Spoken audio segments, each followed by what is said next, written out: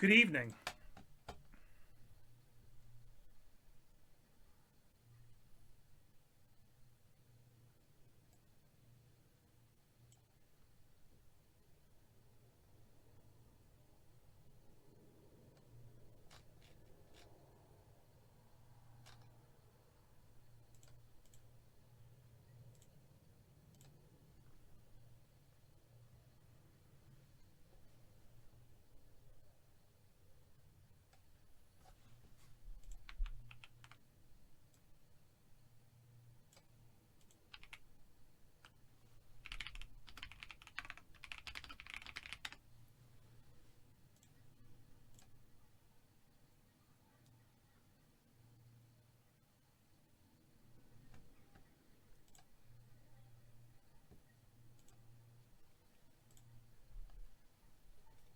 We're doing okay.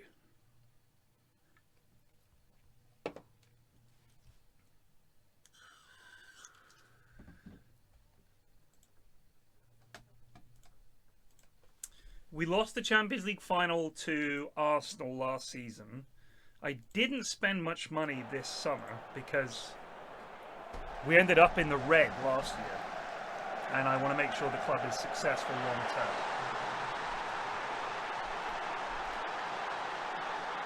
But we brought in a few players and we've kept the core of the side together. Luckily, we have a back four that is excellent, but not a back five because we lost our goalie Beto. he left in the summer on a free. And as he was 34, I didn't want to sign him to another 2-year contract. So I brought in a lad to fill the gap before of soon-to-be excellent goalkeeper Otero can take over.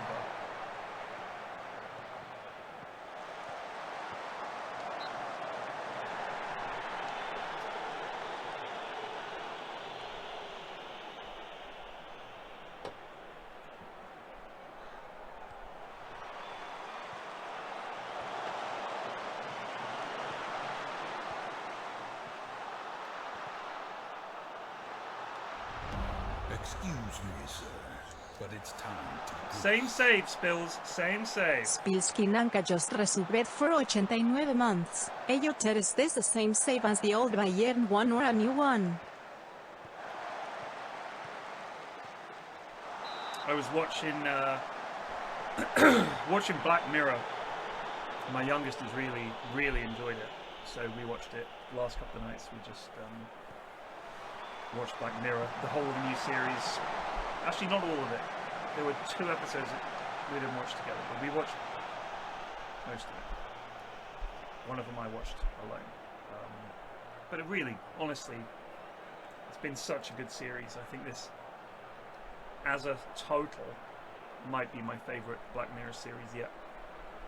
The one with the black and white movie in, superb. The Paul Giamatti episode is wonderful and his acting is incredible as usual.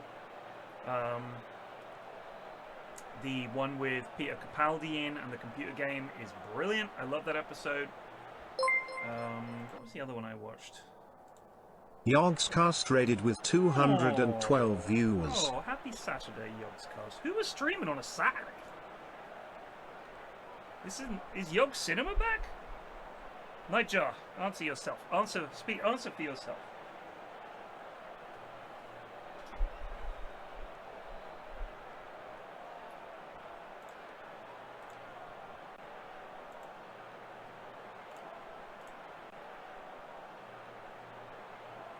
Mouse, I see. From home.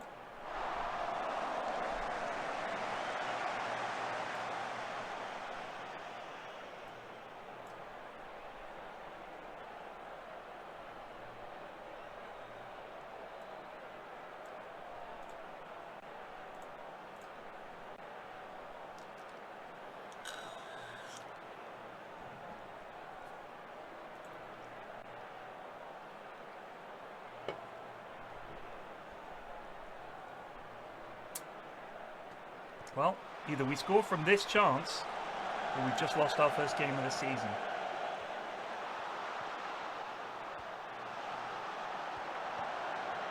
Yes! What a ridiculous goal!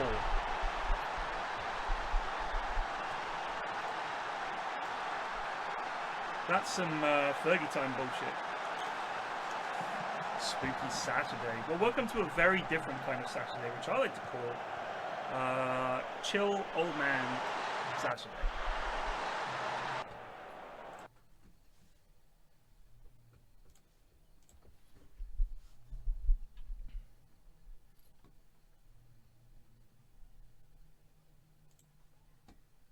So oddly enough, Man City look like being our biggest problem this season again.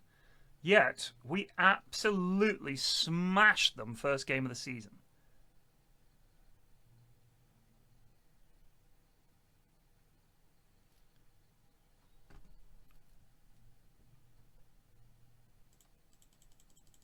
Look. We fucking beat them 4-0. Oh, sorry, no, that was Chelsea. Yeah, we lost the Community Shield to them. I'm getting confused. It was late at night. Man City are going to be a problem this year. In a big way. Because unfortunately, they have infinite money. And they went out and signed a bunch of players who have turned into monsters. So yeah. One of mine. Danny Clark, Welsh goalie. Zaphod Chan, 34, still doing it. Tor Inga Havnus Jorgensen. Sorry, Jornsson. That's a heck of a name. Ivan. Juan Philippe Duran. Who is their striker? The French Champagne. So these are the lads who you don't even see their price. But they're extremely, extremely expensive.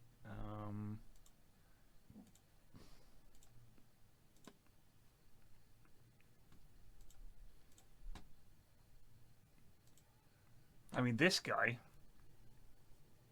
is on 850 grand a week. This guy is on 625. Look at these lads. These guys are in their prime. Like, their right and left midfielders are insane. Look at this guy. Crossing 19, dribbling 17, first touch 17, passing 15, technique 15, pace and acceleration of 17, agility 20, fitness 20. This lad is absolutely insanely good at football. He's like an absolute god.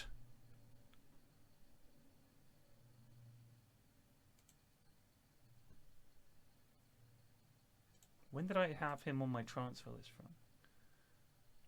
I bought him in 2036 for 13 million quid. Ugh, that's annoying.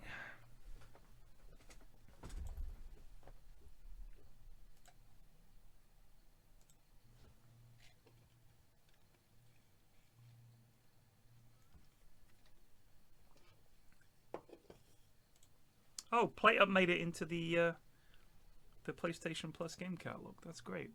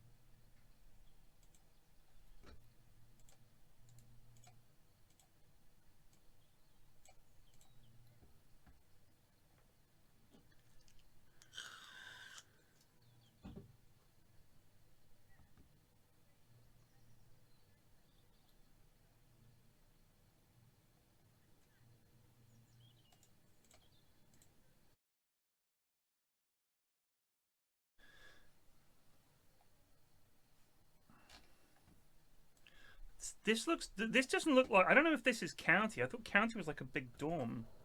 60 days in.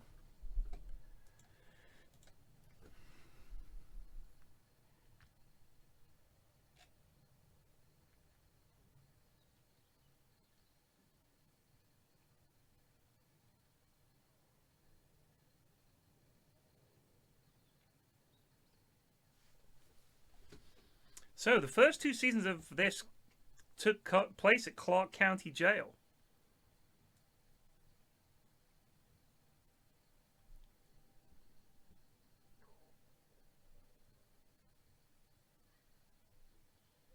Wow.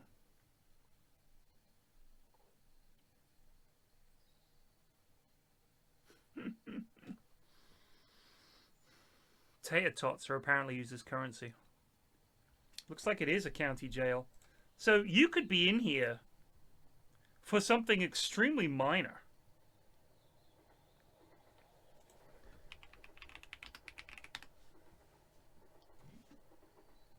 Awaiting trial, minor offenses. Awaiting trial means that you could be in here for like triple murder. And you're just chilling with some guy who's being dumb for getting drunk and getting in a fight at a pub and no one was really hurt. That's insane, isn't it?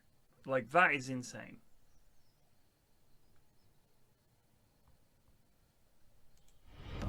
Excuse me, sir, but it's time to goose. Thank you. Lurkerbot 69 just resubbed for 21 months.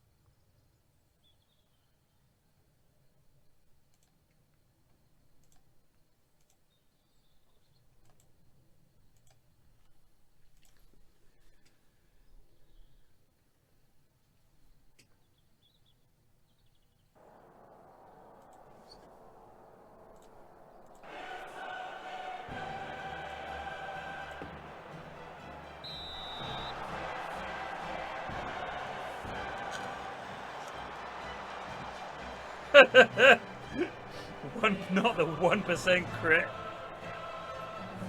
How's Raleigh going anyway? How much of it did I miss?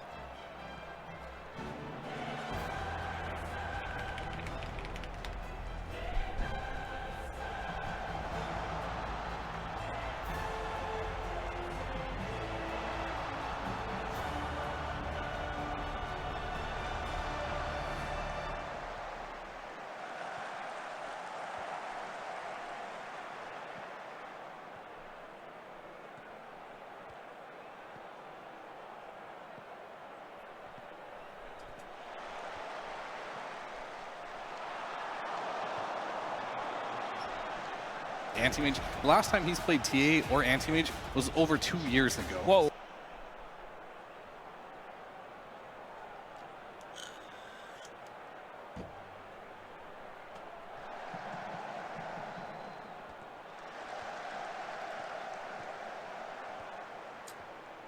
What do you mean it's pretty much over?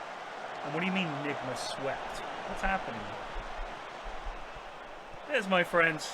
They've got them in high order on the panel, with Shiva at the end. We're just going to jungle our side lanes, look for a big comeback fight, and they won so many games doing that. So it looks problematic for a lot of the teams who maybe didn't face them in that group. Yeah, I feel like historically carries are like the demanding players play around me, I'm the win condition, but we heard Satanic talk about he had to adjust his playstyle for Pari Vision when he joined, and I think Crystallis is having to do the same thing with Tundra, and it's very impressive to see these young, talented carry players. I think he's kind of doing his ATF impression where he came into the scene with 3 or 4 signature heroes, and now he's really making himself a well-rounded player that offers more than just a limited hero pool of mastered tiers. You need to be able to cheese people, you need to be able to play the meta, and having that in your arsenal as Crystallis, like, he's proving himself on 2 separate teams this year. And Brian!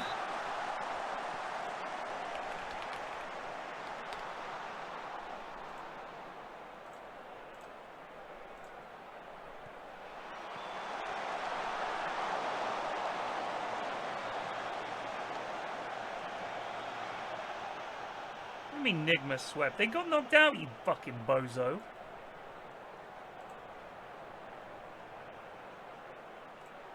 What do you mean Nigma swept? They barely scraped into the second stage, and they got knocked out in the lower bracket round 1. Wow. Bet Boom. So Falcons lost to Spirit and then to Bet Boom.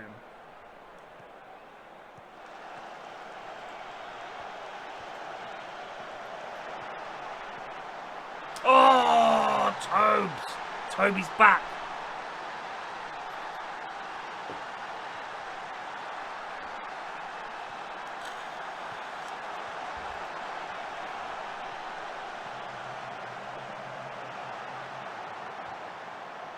What a goal.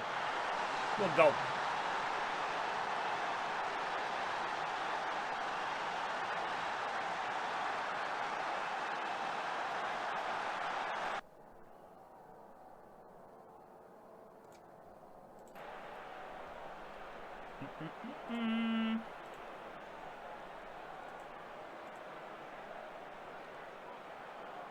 Holy shit.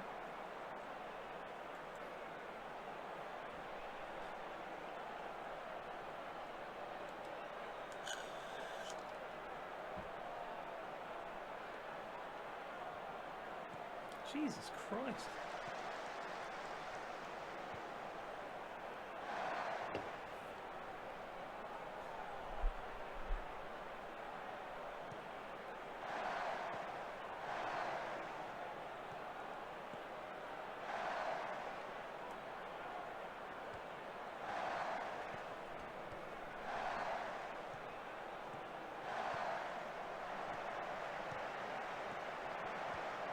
Oh.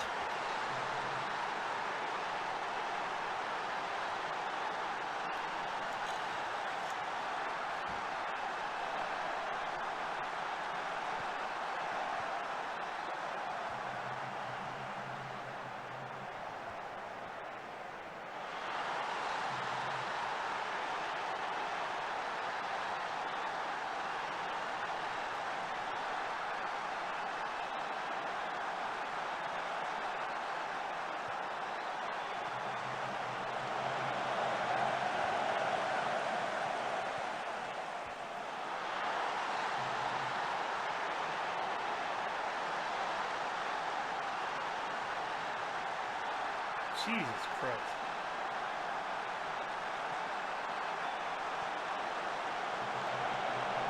I don't want to read about politics anymore.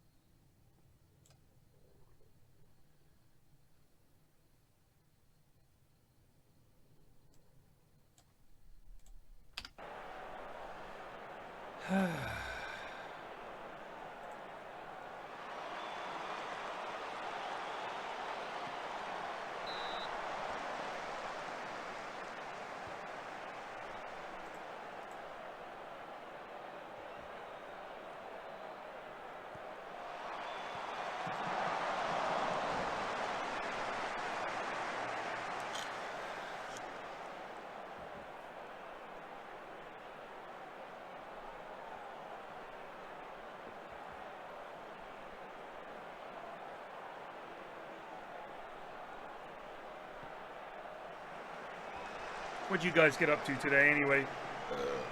If you're in the UK, it was a beautiful day.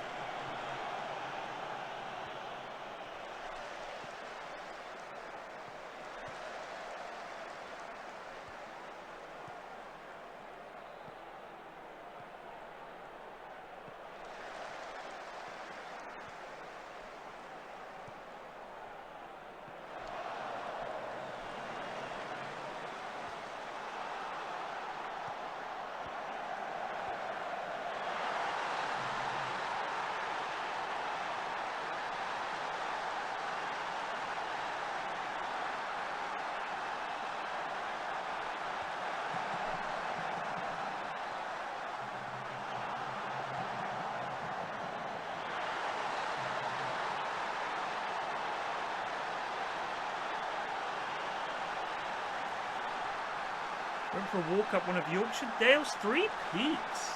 La-di-do-da-do-da-da. Cold and raining here, so went to work for 2 hours, got takeaway and went shopping. Fuck yeah. Gardening, nice. Worked 14 hours, sorry. Sat outside, did some reading and puzzles. Sorry, Chedwin how 95 old is my just audience? resubbed for 3 months. Are you guys in your 90s? What's happening? Did some gardening, sat in the garden and did some reading and puzzles. How old are you guys? I thought I had a vibrant, young community of people that would be talking about that meme with the cappuccino and all that shit. And instead you're talking about gardening and fucking puzzles?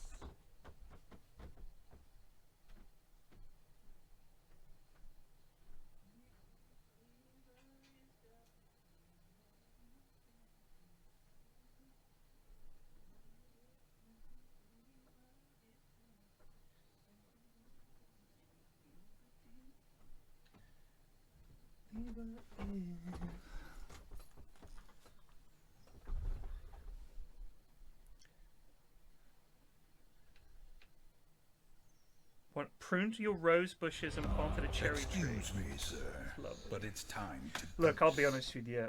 My I'm just resubbed for 36 months. Evening. Thank you. My Friday was some reasonably just dad shit. Got up, well, I say reasonably dad shit. It was pretty wild start. I woke up at 10:30, had my cup of coffee, had a doctor's appointment. Then my youngest and I went into Richmond and had some lunch, sat on the green, and then we went shopping a little bit. And then we bought the stuff we needed for the barbecue that we were doing that evening for my eldest and their girlfriend. And then I prepared various parts of the barbecue, and I cooked the barbecue, and then we ate, and then I watched Black Mirror with my youngest until about 1 in the morning. And it was very chill.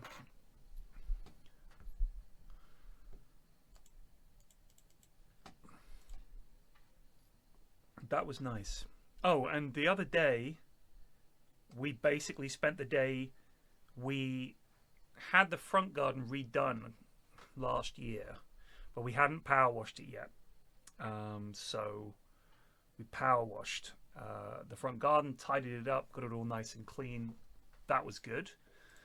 And then we did the same to the back garden, but Mrs. F is the one in charge of planting because that's her purview. I know nothing about plants other than I like them. So when she gets back, the garden's ready for her to get her gardening on and enjoy that last weekend before the Easter holidays are over.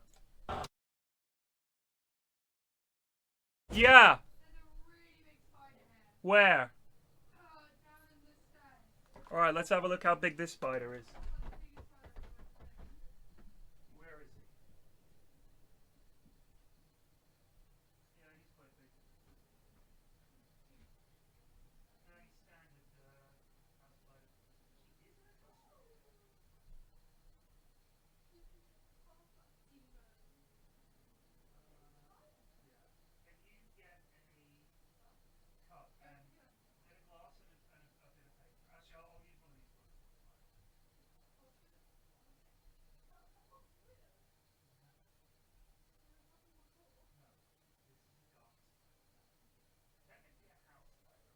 Actually, I'll use one of these ones.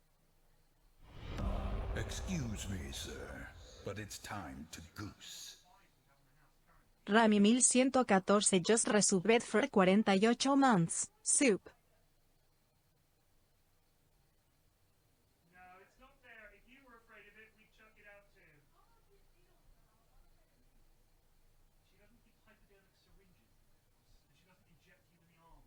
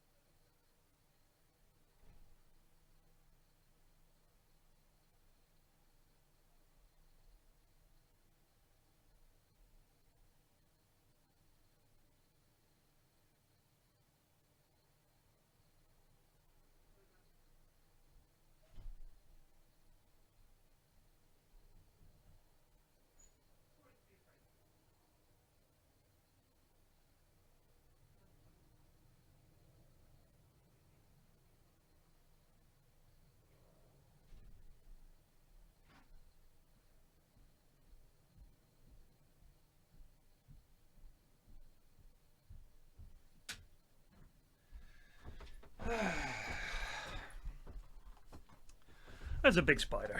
Popped it outside. I wish we didn't have to, but my youngest really hates spiders. My sister was the same.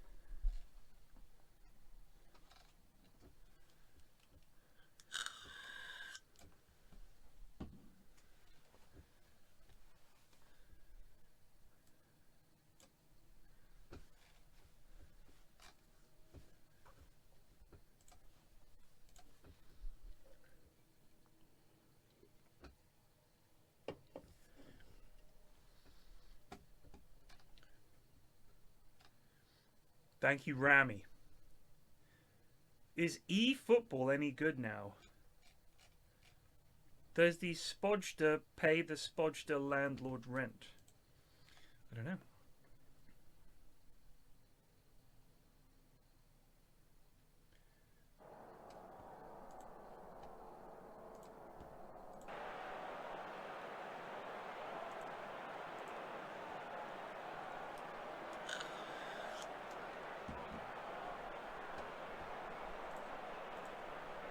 Oh God.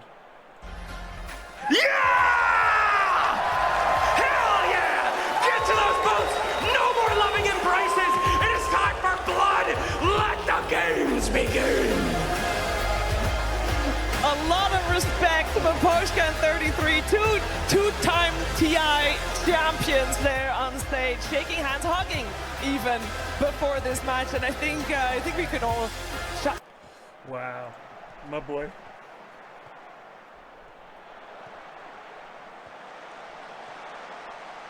I've not seen him since TI. It is, I wish I was more, like, if my career was slightly different, me and Flax would work together every event. But as it is, we do a very similar job. Pretty much the same job, actually, in that we get hired for the same things, right? Being the guy on a panel who's like, for whatever reason, is there but not an expert. Like me, Jenkins, Slacks, all fit into that. He's the funny one, even though those two guys are much funnier than me. I do my best. You can't just have the same lads every time, so I get to make it into the rotation. Stage host, again, Slack's much better than me at stage hosting, but I can do it. And interviews and stuff like that, again, Slack's much better than me, but I can do it. So I'm just like a bog standard option.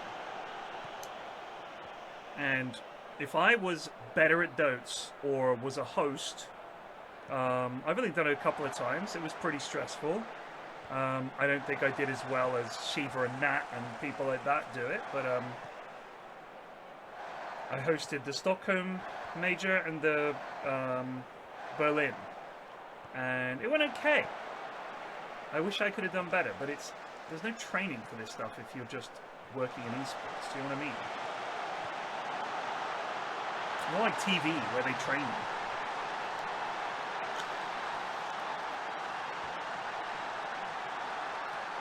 What has de nouveau?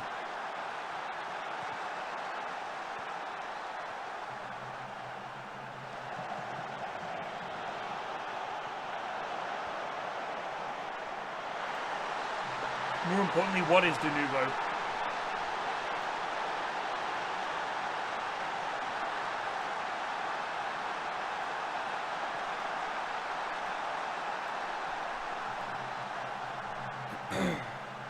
Football on the PES. What's the PES? Do you mean Pro Evo Soccer? That was the business back in the day.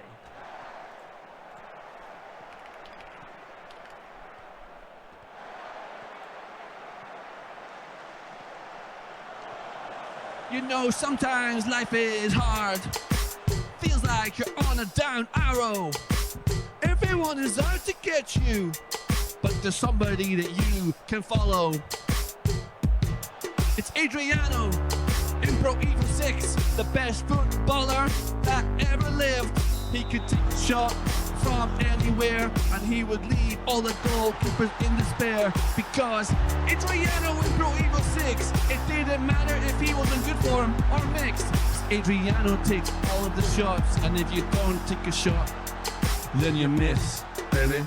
Night after night, hour after hour, I need him. 99 shot of power. Night after night, hour after hour, I need his 99 shot of power.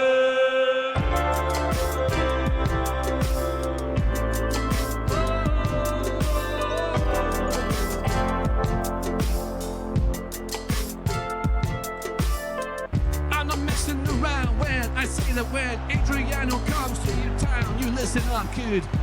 If you don't, you won't achieve all the things that you want to. You won't get to your dreams, cause Adriano in Pro Evo 6 tells you that if you don't shoot, then you don't score. So you better have a shot from somewhere, even if it's from 40 yards out. Night after night, hour after hour, I need it. 99 short power.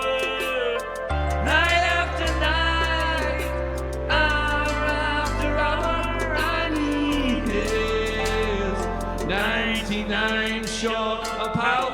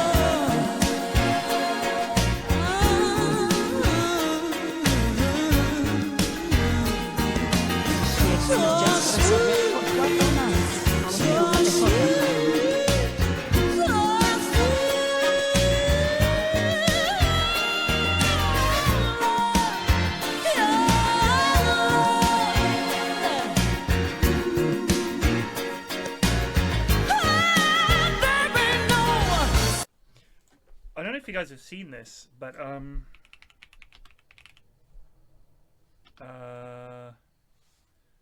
this is I'm a fan of Led Zeppelin, but I don't know if you guys have seen.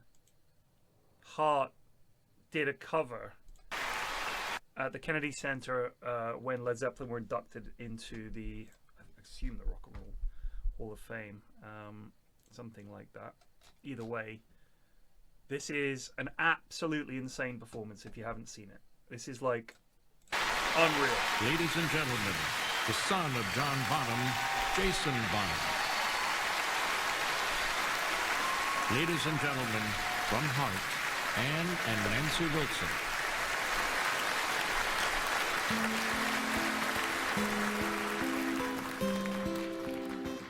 It's crazy this is the song that they're most well known for. Led Zeppelin, I mean.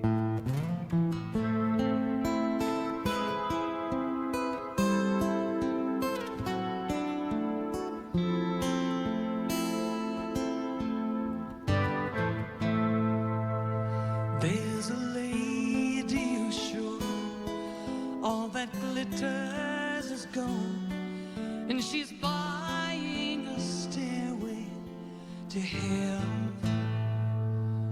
When she gets there, she knows if the stores are all closed, with a word she can get what she came for.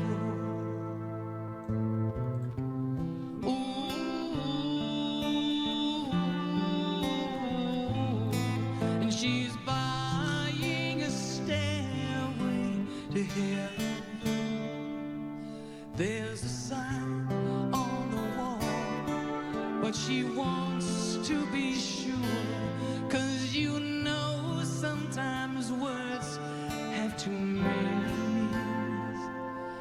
In the tree by the brook, there's a songbird who sings. Sometimes all of our thoughts are misgiven.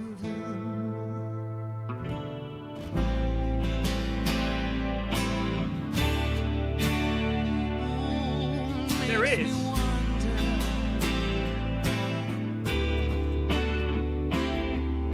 There's a At least there is on the yacht.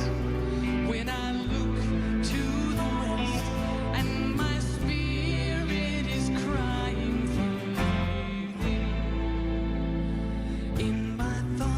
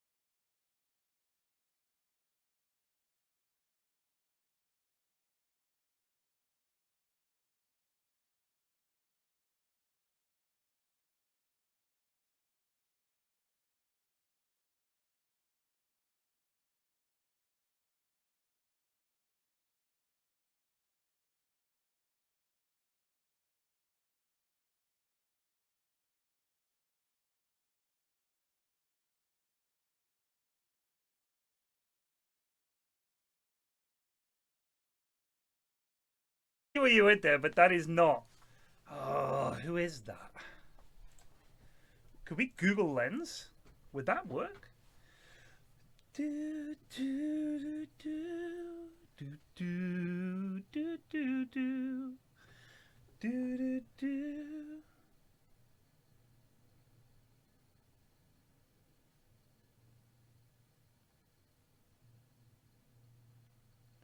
Oh no, Google Lens has no idea. It's just sending me pictures of glasses. Oh no. So Google Lens only tells you about products.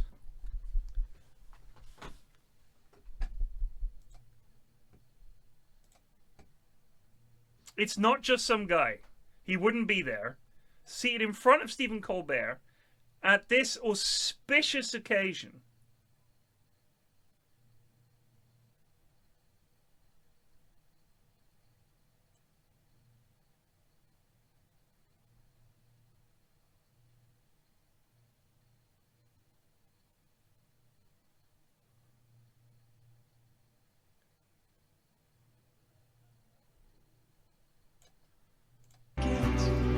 When I look to the west and my spirit is crying for leaving. In my thoughts I see rings of smoke through the trees and the voices of those who stand looking.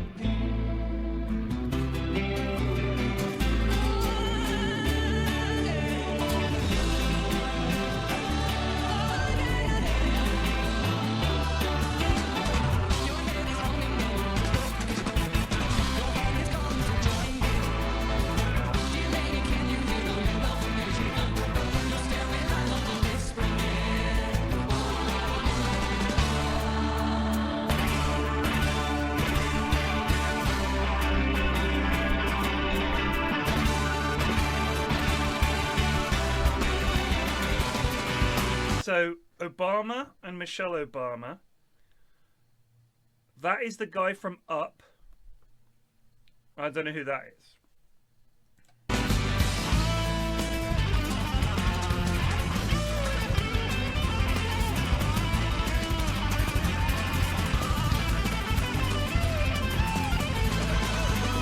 So that was Yo-Yo Ma pretending to enjoy it.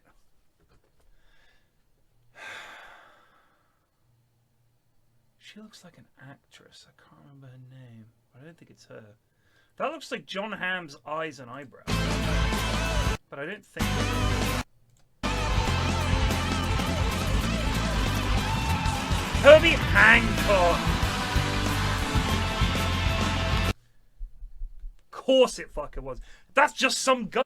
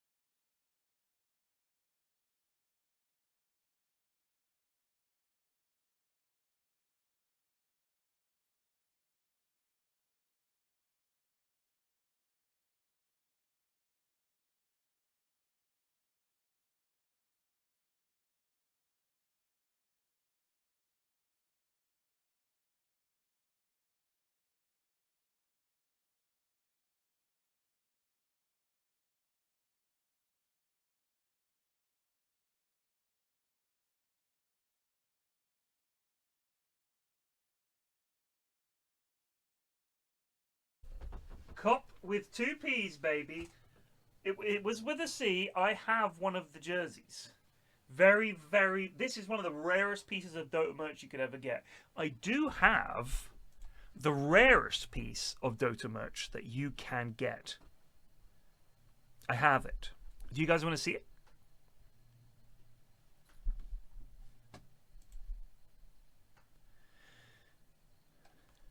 This is legit.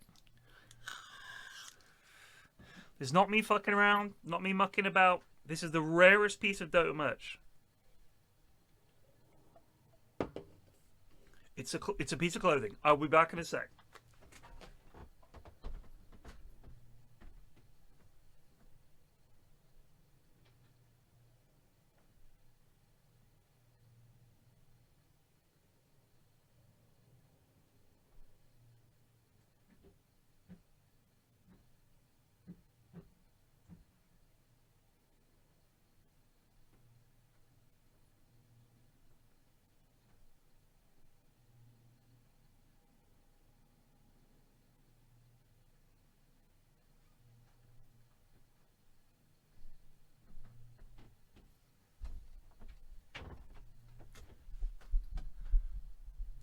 This is the never released Tidehunter hoodie, complete with a hood with Tidehunter's eyes or face on the outside, and it all the way up the back like that, and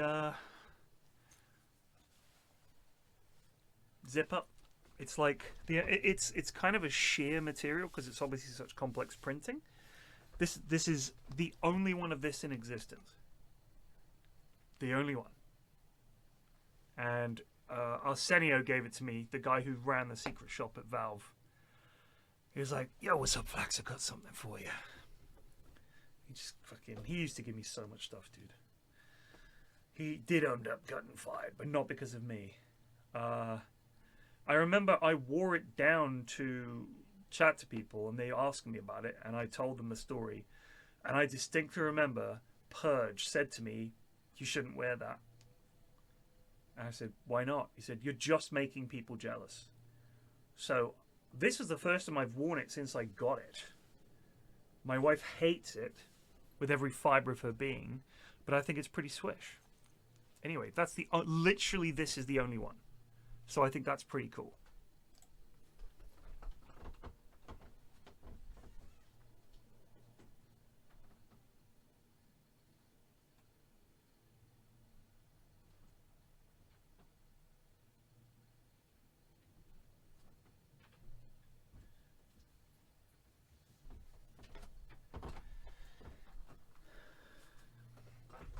That is a real bit of history.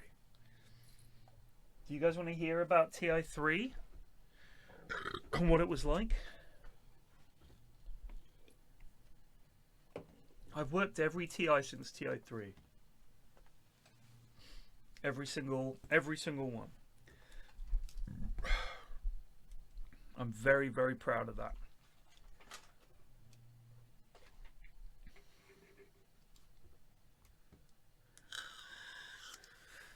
Exactly, lobster.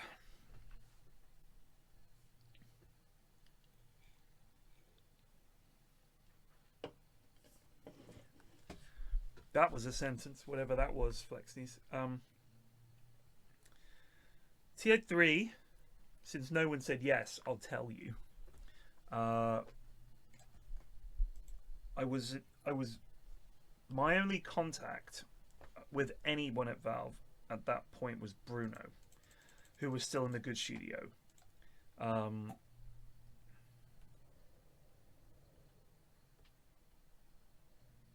And Bruno said to me, because my videos went out, I think January, something like that, of 2012. Like early. Might have been February, I don't know. But basically, they got so popular on Reddit so quickly that Valve got in touch within a couple of months. And about the announcer pack. Like, I don't think it was even close to a year. Which was insane, because at this point I had made precisely $5 from YouTube. And I had not worked for 3.5 years because I was a stay-at-home dad. Money was tight, like very fucking tight. And we just had our second child, which is one of the reasons money was tight, but also just because one income, you know.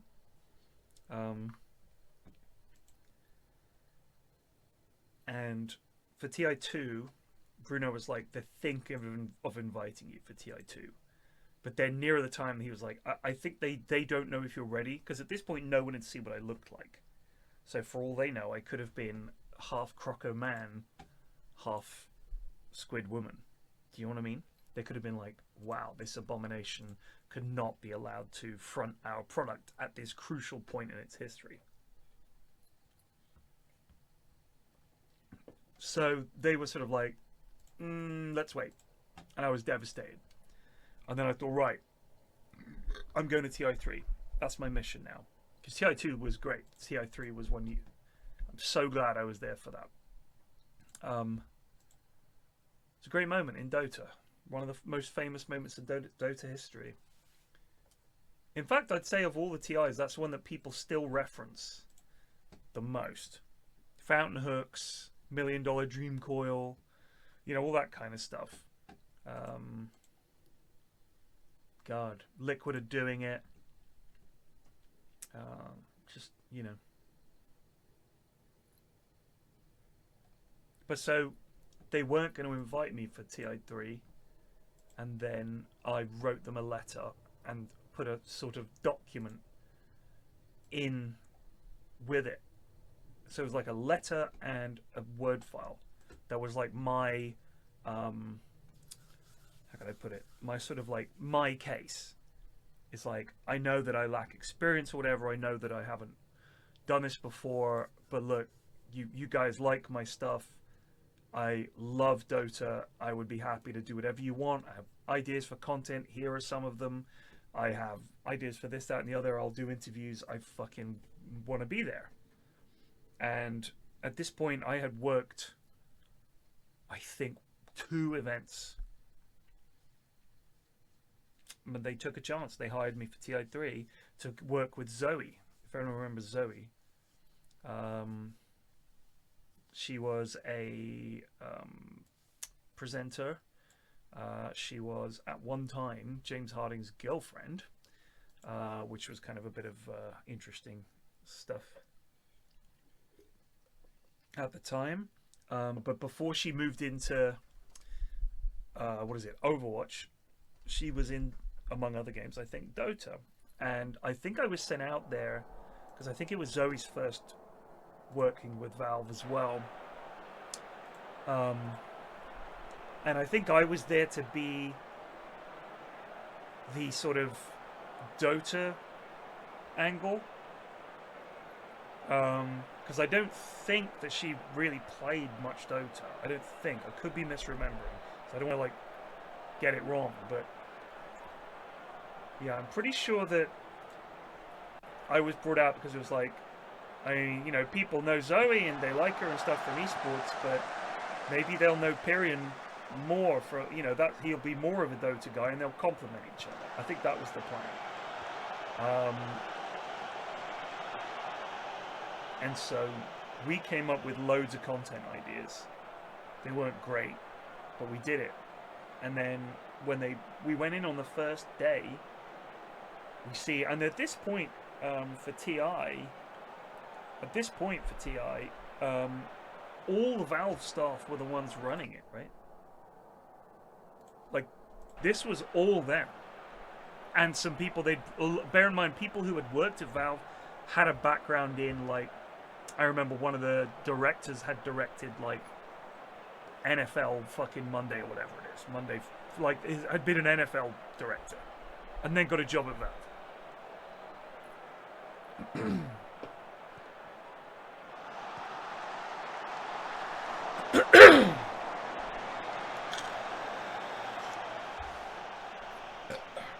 And hardly anything we made got used, we were kind of pissed off. Because we literally would make stuff, and then we would see Casey making it, and we'd be like, what the hell? They just refilmed it, but with an actual presenter. So yeah, that was funny. So yeah, I mean, I wouldn't say we worked well together, because we only worked together that TI. We had worked together previously, and it was my first gig, and actually we got on really well. I mean, she's beautiful, and she's very charismatic. So I had, I mean, obviously a big crush on Zoe. Everybody had a big crush on Zoe. She's beautiful. And she was my first host that I worked with. I was like co-host, really. And she was super nervous because she always worried she's going to mispronounce her English. I'm sure she's better now. But she used to get really nervous about how she said something. If she stumbled on a single word, she'd like beat herself up about it. I was like, you speak better English than I do. And don't worry about the little corrections. Everybody knows it's your second language. It's Dota. Dota people are like, you know, from fucking everywhere. But yeah, she always used to do that, I remember. But she was lovely. Really, really, really good to work with. Completely understood that... Oh, Ballon d'Or for Toby. That is phenomenal. Toby, let's have a look at your biography. Truly one of world football's global superstars.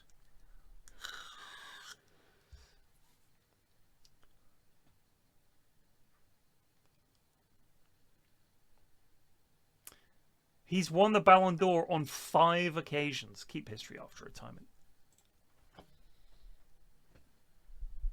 Ollie Miss, so I'll be honest with you. I think that that's completely untrue.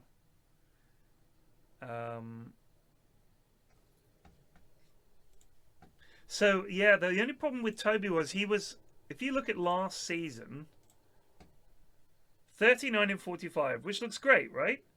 But it would be like 4 goals in the Cup, 3 goals in Europe. You know, I don't really, I'll be honest with you, I don't really care about that. I need you to perform in the league. And if you compare that to this season, 29 appearances, 25 goals, 11 assists, was player of the match 9 times, 7.79 average. Now, that is a fucking season. And who else had a great season that season? It was your boy Vinicius, who had his 23-goal season. Man, they were unstoppable. What did we win in? What year was that? 2041-42.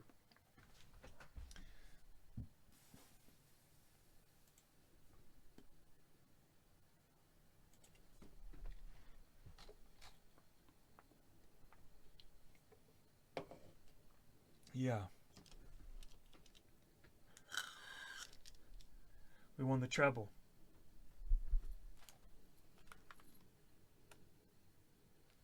Hold on.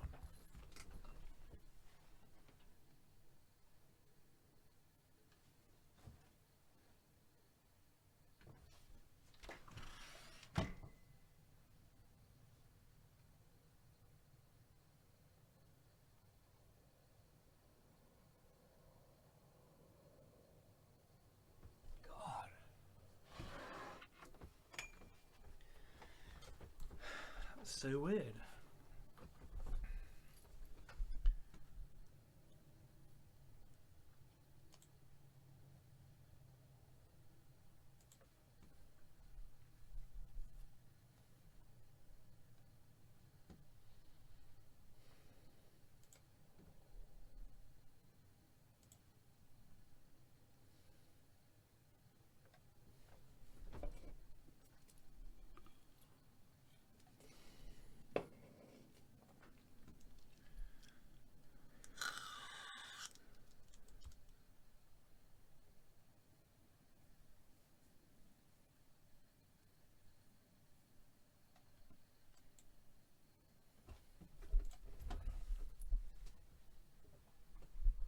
I ain't gonna fucking retire. They'll have to fire me.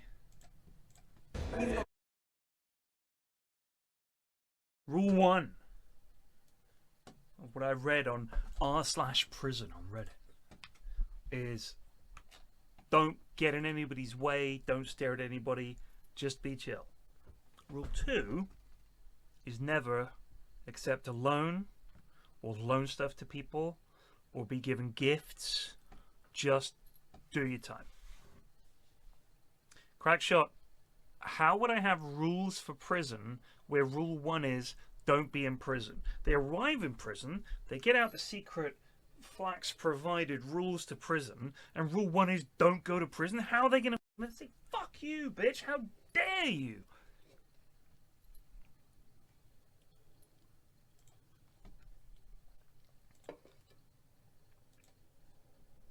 Lungba? How is Lingby in here? True, Yates, Cardoza, Garcia, Castro, Mayo, blah, blah, blah.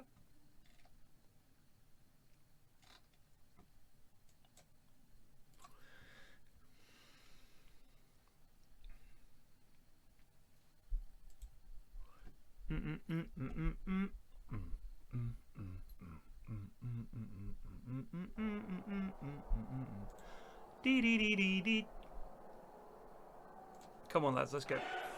Yep, champions, champions, champions. Yeah, as I said, it must have been fucking gold.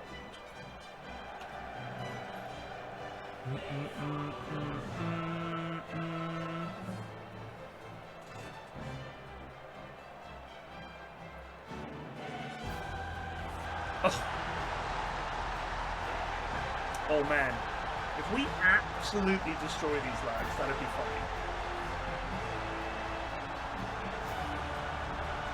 And if anyone tries to give you a gift,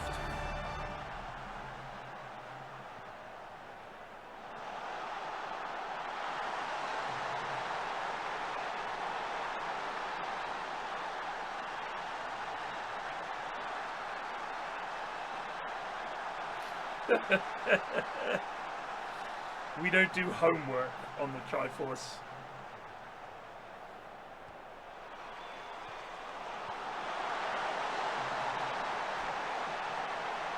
I do, but they don't. Just want to put that out there.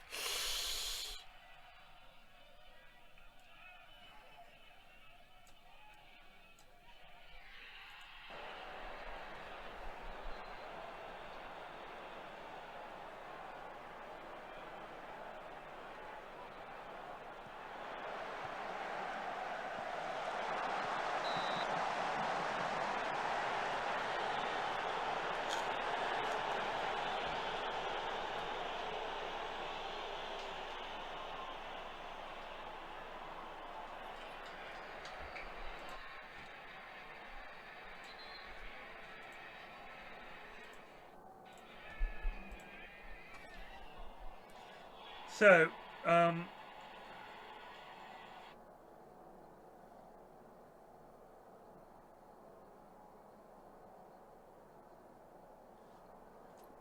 sorry, my mate sent me a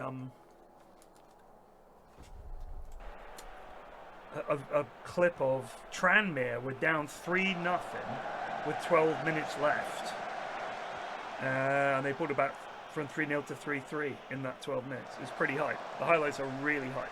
You can imagine the fans going absolutely fucking spare.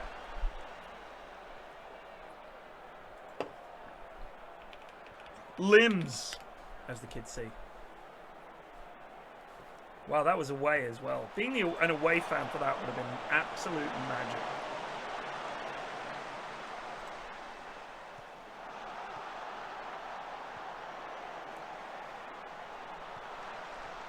If Toby's fucking injured again, this is going to be miserable. Wins the Ballon d'Or and gets injured the next week. Bloody typical.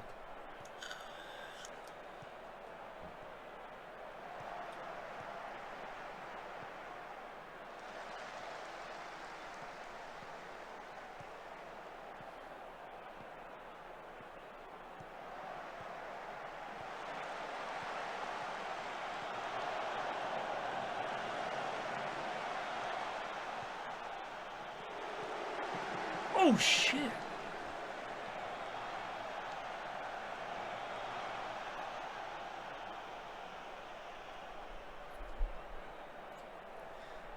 Sweet love, when you're calling my name, I feel no shame. Sweet love.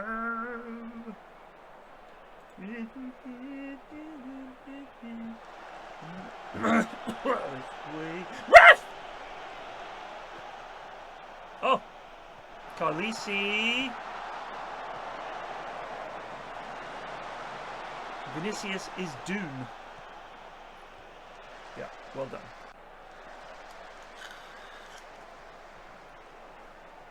Good time wasting. Well done.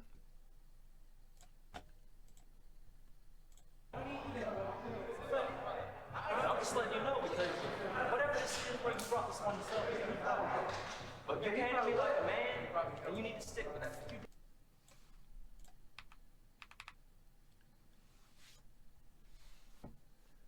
Please, not more than a month. 9 days and 2 weeks. Between 9 days and 2 weeks. Yeah, so don't do that. Don't do that. You got it involved in there. No, he can serve this right now. He didn't even open his click. As soon as he opened his click, oh, he's like, can I get 5 CD? And I give you 5 back. So then he asked you for his cookies, and you said no.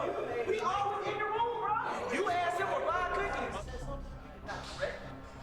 Dallas was trying to take up for Deshaun in that instance. Like, he was just letting them know, like, y'all are wrong for trying to use Deshaun and taking advantage of him.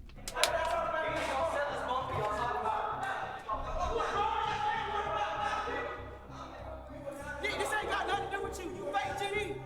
Dallas and Stokes started arguing with each other, and Deshaun didn't like the fact that Stokes was yelling and talking to Dallas. He got upset because that's his friend. Why are you telling me that he wants to do?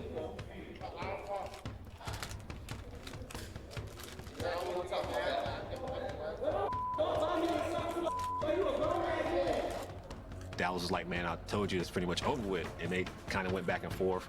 And then that's when Deshaun was just fed up. We ain't doing back though, but he's not doing back though. I guess all of the emotion that he had since he's been here just came into that one moment.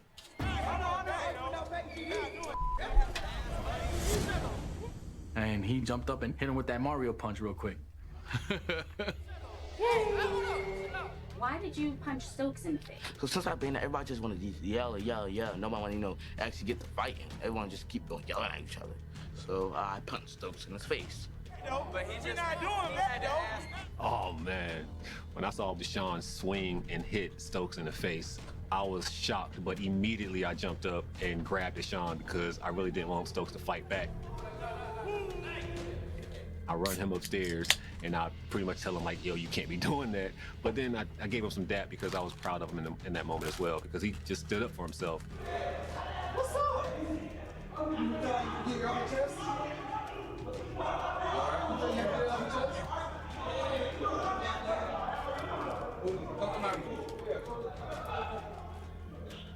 That gained him some respect.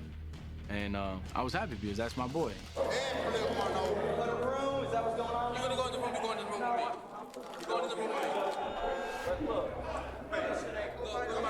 Stokes wanted to fight Deshaun. I was like, you're not going to fight Deshaun. If you want to fight somebody, you're going to go in the cell with me. No ifs, ands, buts about it. You want to fight? Do something.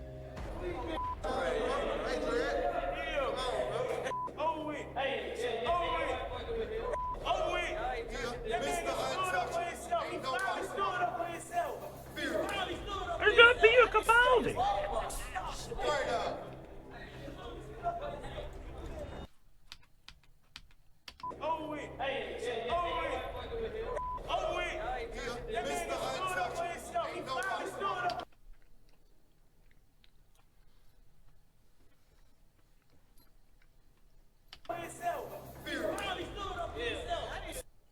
here's the thing.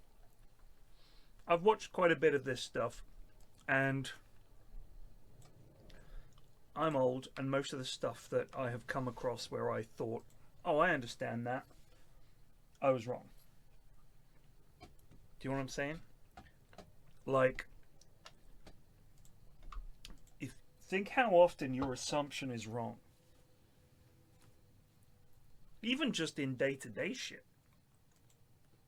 And so we look at this prison and we say, oh, these people that are acting crazy, you know, like animals are just fighting over nothing. They are, I'm glad they're in prison because look at them.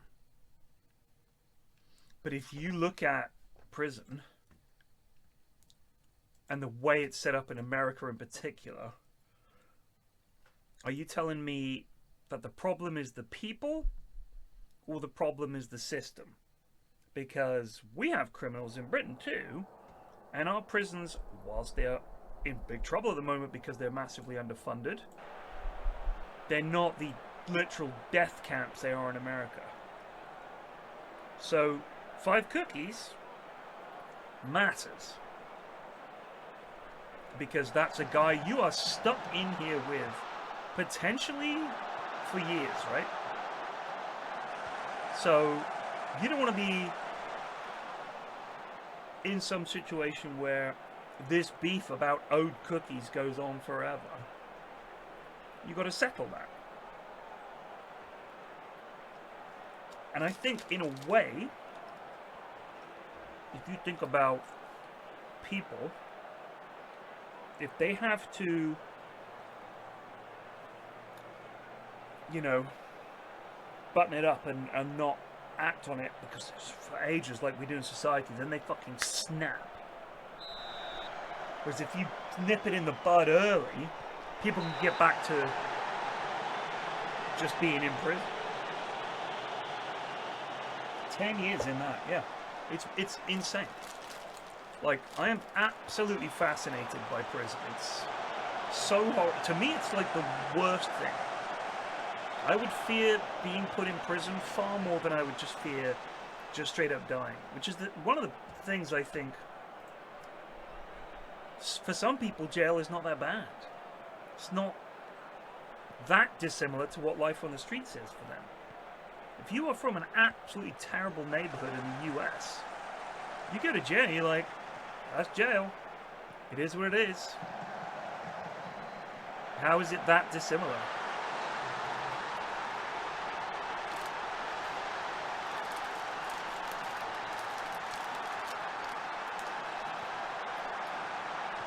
I mean, the private prisons in America, no sane country allows that.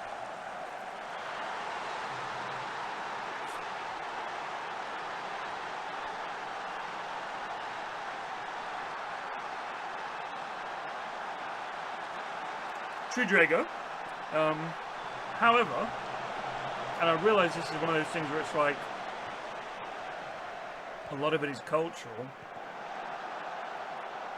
but the prisons in places like Norway and Finland and Denmark and Sweden function much more around the idea that people can be helped to the point where they stop. And I would say this, if all we want prison to be is a way to punish people who do bad things, we're probably doing alright in that front. But if you want it to be a place that does more than punish, that's when you need to think outside the box. Because most of these people in prison, they didn't come from the best homes. Like, what's your background? Oh, really soft middle class upbringing, went to a good school, had 2 educated parents, they were well paid, they never got divorced or anything, had a sibling who I loved, just resumed and I had for an idyllic 36 childhood. months. Chat is a form of prison, and none of us have learned our lesson. Exactly. But, you know, I just decided to become a burglar. No.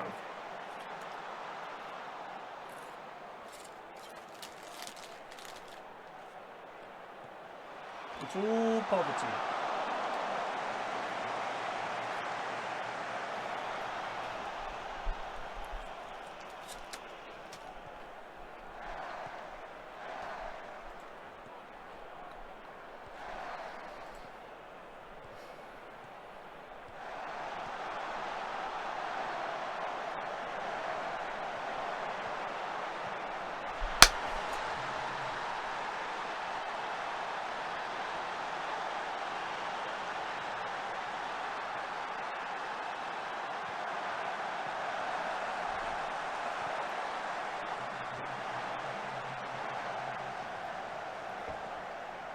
This lad is world class. He's nowhere near his peak, and he's already easily one of the best right backs in the world.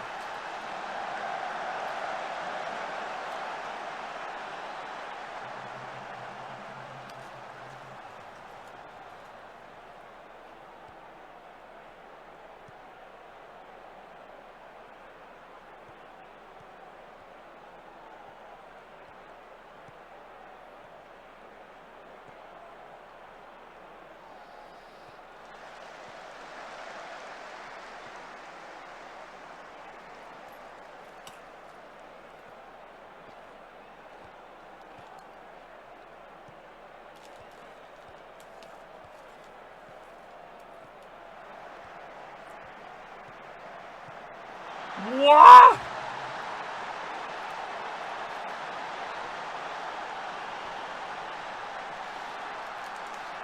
That's like goal of the season contender.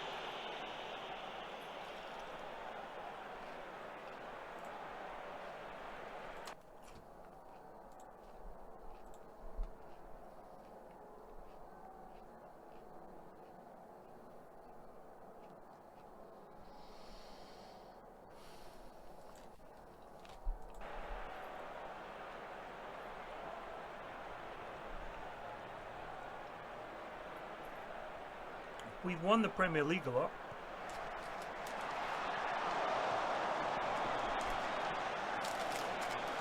We won the Champions League once. We lost the final last season to Tottenham.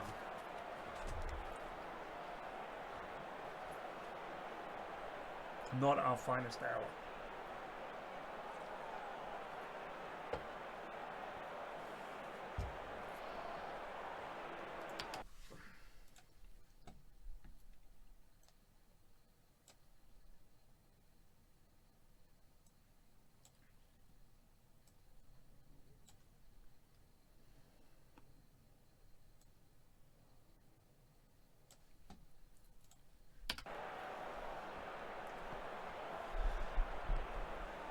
Awesome.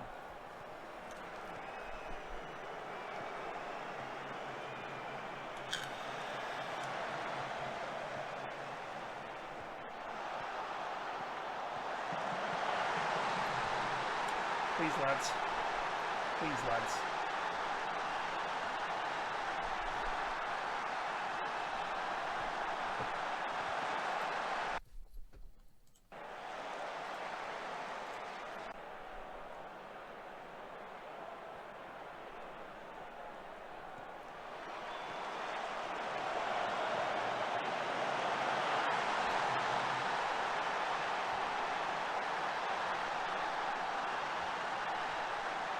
Well, we won the league and the FA Cup. And the objective was not win the Champions League. I don't think any club gives you that objective. I think they normally go for reach the latter stages of... Wait, did he just score the exact same goal?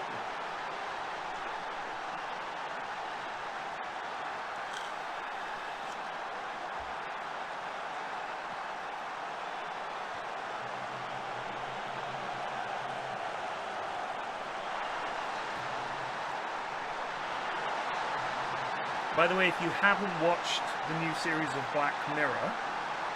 Oh my god, does it happen again?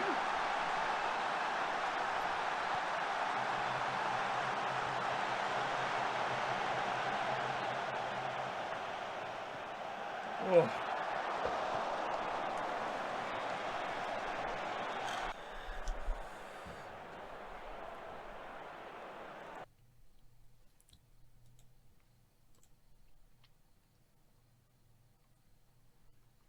Did Marcio score for us? He scored twice. Excellent. This lad's one pour le futur. But I think he could come good. Oh yeah, he's a good lad.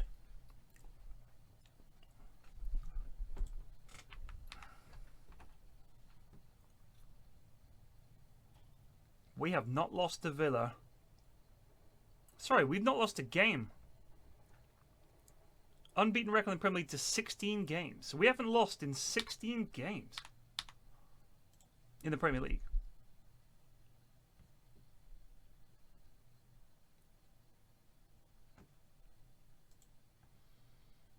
We started brightly last season too, and then we hit a little bit of a wobble.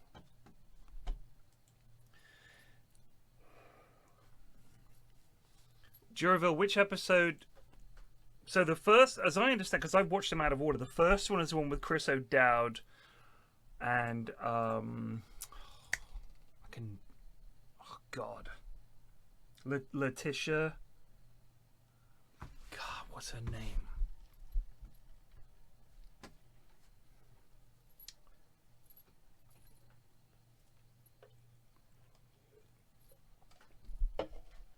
Anyway. I've watched all of them except for the USS Callisto one, which is the only time there's ever been a second episode, right? So of a thing. But the one with Paul Giamatti is excellent. The one with the black and white movie is excellent. The one where the woman turns up and she starts getting like Mandela effects. That was great. It's just for me. It's been every episode has been excellent. And the Throng, that episode was brilliant. Brilliant. Like I felt genuine horror when. Well, actually, I don't want to spoil it if you haven't seen it. It's a very fucking good episode. They've absolutely all been good. Yes, Balatro. I jumped off the sofa. I was so excited to see Balatro. Like I almost freaked out. And my youngest was like, "Oh, what the fuck are you doing?" I was like, "It's Balatro!"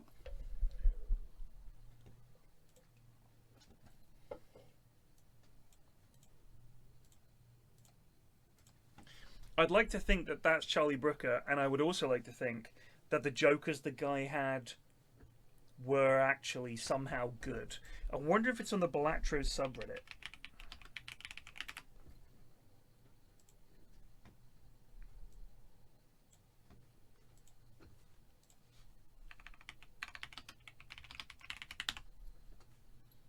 Balatro was the new Black Mirror. Yeah, here it was.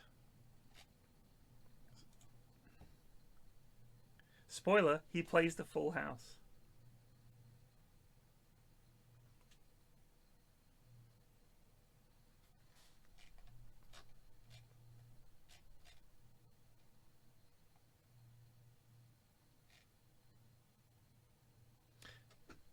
Charlie Brooker's a big fan of Balatro.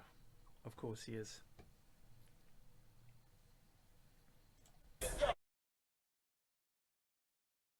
There's like no oversight in here at all.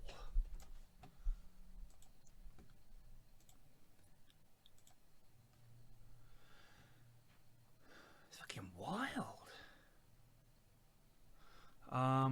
So I think from what I briefly looked up, Rowdy Dog, I looked up about this show, and when the producers had made, oh, he's almost back, the first series, they realized they wouldn't be able to make a second series once the first went out, because then it's on the fucking inmates are going to watch that shit. That's going to be like the most watched show. Like, if you told me that there was a program where there were people in prison, look at these colors. What referee is allowed this?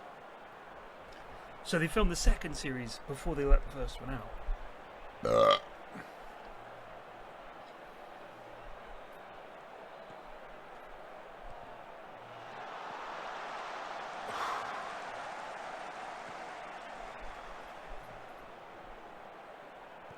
Went to a Turkish place for dinner. Turkish food. And I don't mean I went to get a kebab. To be honest with you, I don't think any of the lads that work in those kebab shops are Turkish anymore.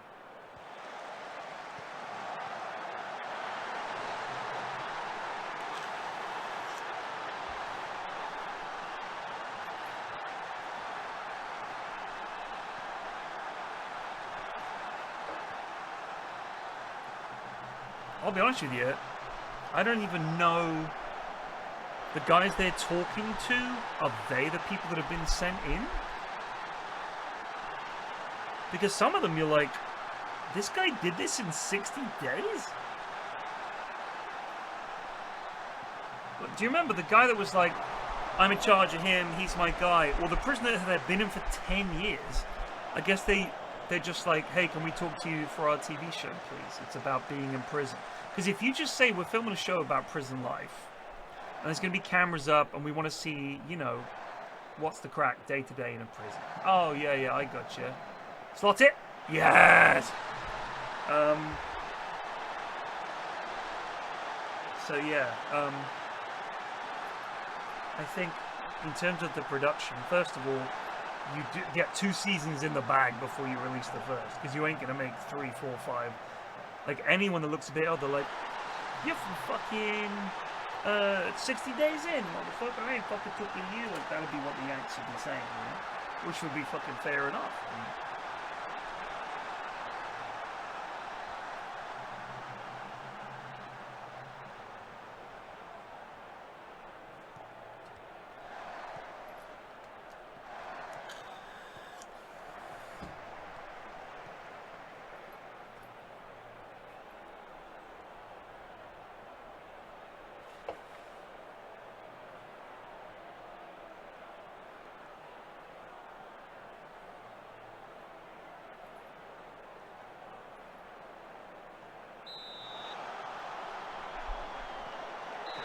Wait, so Lero, you're saying that... Oh my God. You're saying that there isn't slave labor in the prisons in the US? Or there is? I can't tell.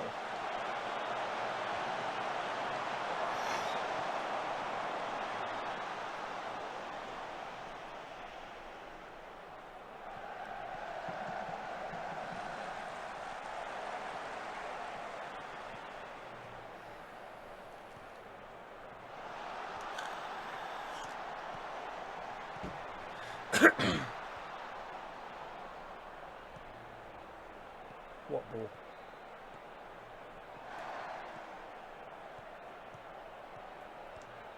Oh, I see. I see. So, in the US, it's not that the prisons are specifically set up as plantations, like in the days of outright slavery. In America, the problem is that these private prisons have workshops where they manufacture things, and they may be manufacturing things for 8 hours a day or 6 hours a day, whatever, but they get paid pennies. And the companies sell these products at full price, and a lot of the products are quite high-end goods or stuff that is, you think, huh.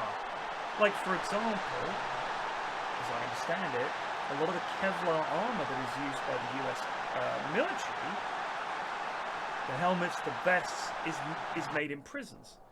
A lot of white goods, and by that I mean your fridge, your freezer, your dishwasher, your washing machine, your tumble dryer, white goods, are made in prisons. And then companies are selling that shit. It's not being sold by the prison to make money for the prison and the prisoners, which I understand without being an issue, but they're literally just doing this job. I think in terms of whether they get their time shortened, that might be a parole question, because if they're like, what are you doing with your time? You say, just lying in my bunk staring at the sky, they're going to say, well, this guy's not rehabilitated. If you say, I do a library class, I teach some of the younger inmates to read, I work in the workshop, I work in the library, like all this, they might think, oh, this guy's really trying to turn things around, he's, you know, he's sort of changed. So I think for things like having a job, that's part of it. But I think more honestly, the fact is there are commissary shops in the prisons. The prices reflect the fact that you're in prison. They're low, but you need money to pay for it. And so working for a little bit a day, like they've essentially created a relative capitalist society, right? Where within the prison bounds, $1 is a lot of money. 5 cents is a reasonable amount of money, because that buys you a pack of gum or whatever. Like the price is on like $15 for a ramen noodles, right? It's like the prisoners work, they get money to spend in the commissary. So the prison doesn't really even the prison takes the money straight back.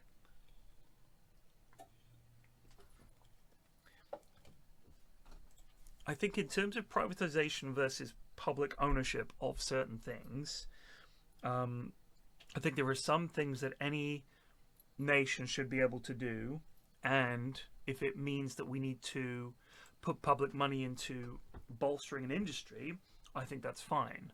I really do. As long as that industry is owned by the state, and is, for example, making steel in Britain, which is a thing that we need to do. We need to be able to manufacture steel, because if there's a war or something like that, you don't want to have to import all your steel. You need to be able to make steel. Boats. You need to be able to make boats, so you should have shipyards capable of constructing ships and people who know how to do it, because that matters. Cars. You should have people who know how to make cars, and trucks, and bicycles, and all that stuff. And when we never have that, we lose that skill. I believe I read something like,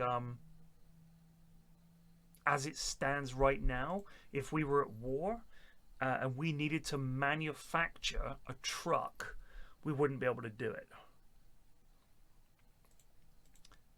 That's pretty crazy. In terms of things that absolutely there is no option, because I absolutely agree with private business. I mean, you know, there are some fucking great private businesses that I use and you use, and that's absolutely fine. But when you take something like the reason that I fucking love Wingstop wings is because I've tried the other wings. They've tried and they've failed. And Wingstop wings are my favorite. And I will put money into their wings above any other, short of going to Bossman's Chicken Shop, right? So they've outcompeted with the other wing guys. I don't have a fucking problem with that. If you've got businesses competing for my business at an affordable level, which most people understand, that's cool. But when you say to me that my water is supplied by a company, not can be, but is, the water in your taps, you have to pay these guys. What if they are a fucking disaster? Which Thames Water is. Yeah, you got to pay it because it's a government contract. I see. So I'm guessing a lot of the money that they're making and the government money that still goes to them for some reason, I guess that's going into like improving the network. Oh, no, that's going to the shareholders. That's the problem with privatizing water. Okay? That's the problem, privatizing water. I don't have a fucking choice. And unless you're going to build 10 pipelines from 10 different companies to my house, you're never going to have a fair market with competition. What you're going to have is one company doing a deal with the government where they're like, we will allow you, you've made a great bid, you pay the government X amount, and then, yeah, you run the water here for the next year or whatever, because I'm sure it's maybe like the railways is a franchise, or maybe we're just stuck with Thames Water forever. But imagine if, and I said this about public railways as well, is if you have privately owned railways like we have in the UK, the prices go up a lot. And a lot of people that commute get fucked over because the companies want to make more money this year than they did last year. And they will jack the price up over and over and over. So when I see that, as someone who is British and has grown up with privatized rail from the days when it was British Rail, I would say I think I have a decent understanding of why it's bad. Because although people complain about British Rail, what we have now is it's cheaper for me to drive to Bristol and back on one tank of petrol, by the way, easily, like half a tank. And my car costs about 65 quid to fill up. And I could drive to Bristol and back and then down to Bournemouth before I'd have to refill. So railway, a lot dearer, and you have to get on this train at this time, and you might not get a seat, and blah blah blah blah blah.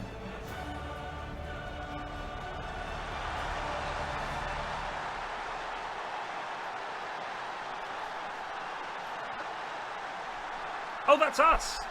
Well done, lads.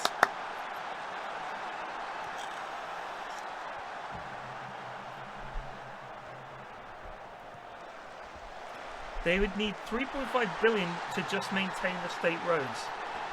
So, here's the thing. America is an enormous, enormous country that expects roads between everywhere.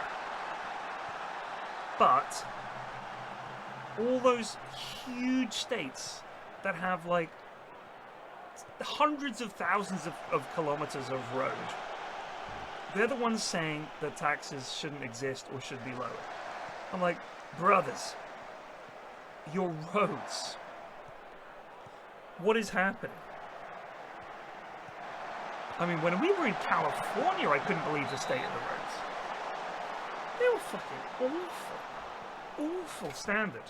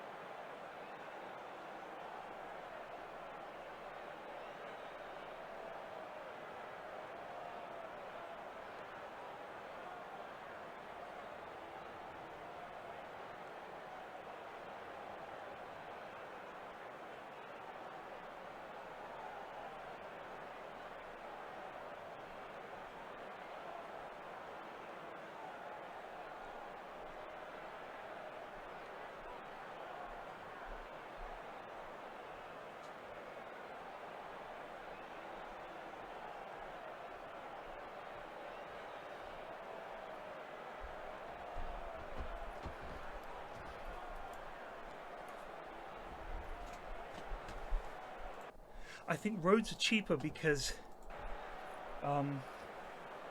building railroads is expensive, and essentially much of the cost of having roads is actually borne by the car owners. In the UK especially, because we pay road tax, petrol tax, and our petrol is expensive relative to America. I love railways, and I mean, you know, I don't think you'll find many British people saying that railways are rubbish. They might complain about ours from time to time, but I fucking love living in a country where I can get a train somewhere. I mean, that's most of Europe, isn't it? Somehow India also has a very large train network, although I wouldn't necessarily want to ride on it. It's impressive.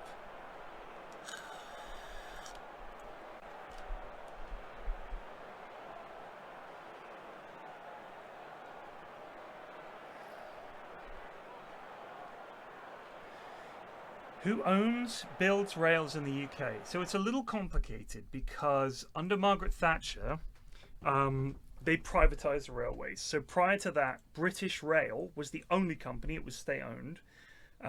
British Telecom, British Steel, all of these companies were not companies. They were like state companies, for want of a better way of putting it. So she oversaw a lot of selling off of state property, which was owned by the people. So British Telecom became BT and is a private company. All the water companies, instead of British Water, it was now cut up into regions. So we're on Thames Water in London, or certainly in my part of London. I don't know about the north. And, you know, there's all other waters all over the place. You can have whichever electricity company you want now, but that I actually don't have a problem with, because of course the cables running to your house are not privately owned, right? So I can switch provider, and technically I'm just buying from them for whatever pool of commercial electricity. I don't know what it costs, but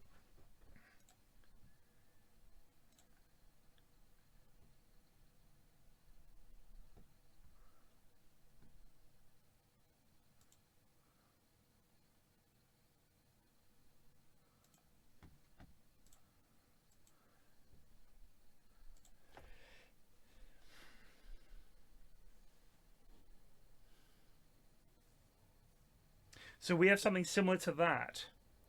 As I understand it, I don't think anyone's building new rail, although I think TfL obviously built Crossrail or the Elizabeth line and all that. That was with public money.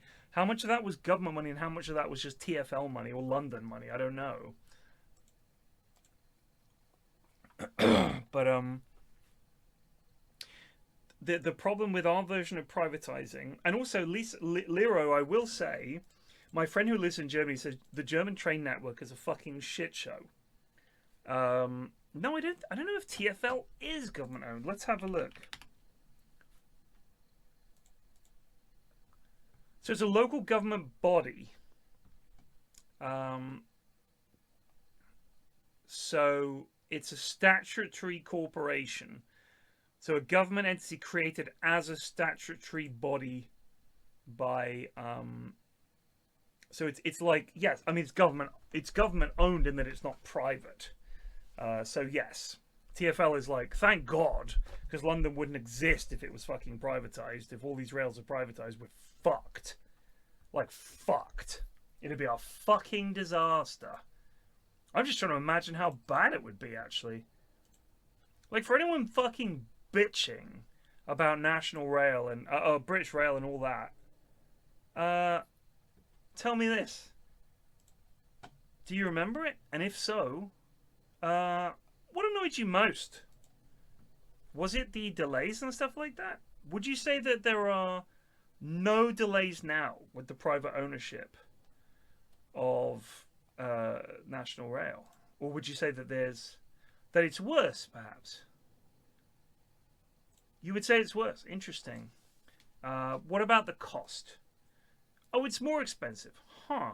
I didn't see that coming, I'll be honest with you. That does surprise me.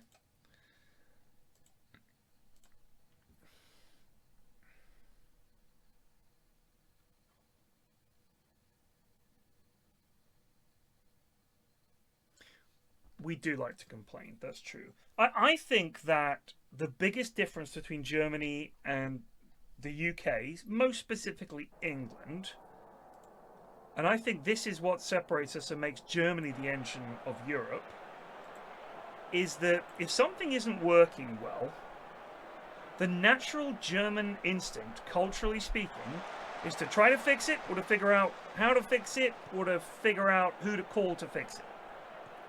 And if someone is not doing something right, Germans are happy to tell them, just try speaking German to them. You will find out that for them, telling you the correct way to do things is the barest of etiquette.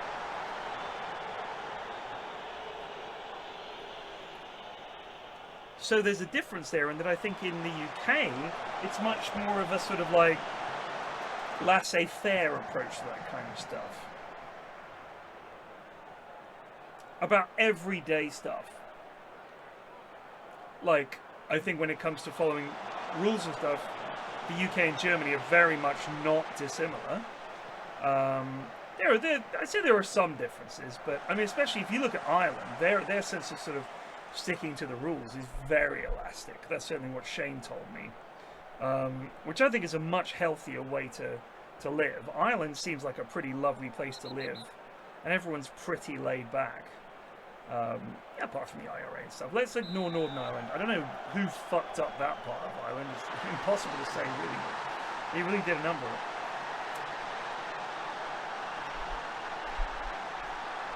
Yeah, no, it's literally my only problem with it is when there's no competition.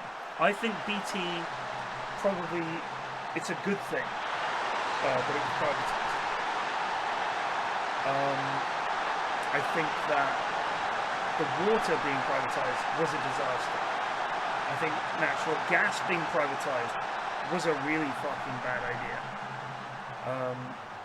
And I think that the railways being privatized was a really bad idea.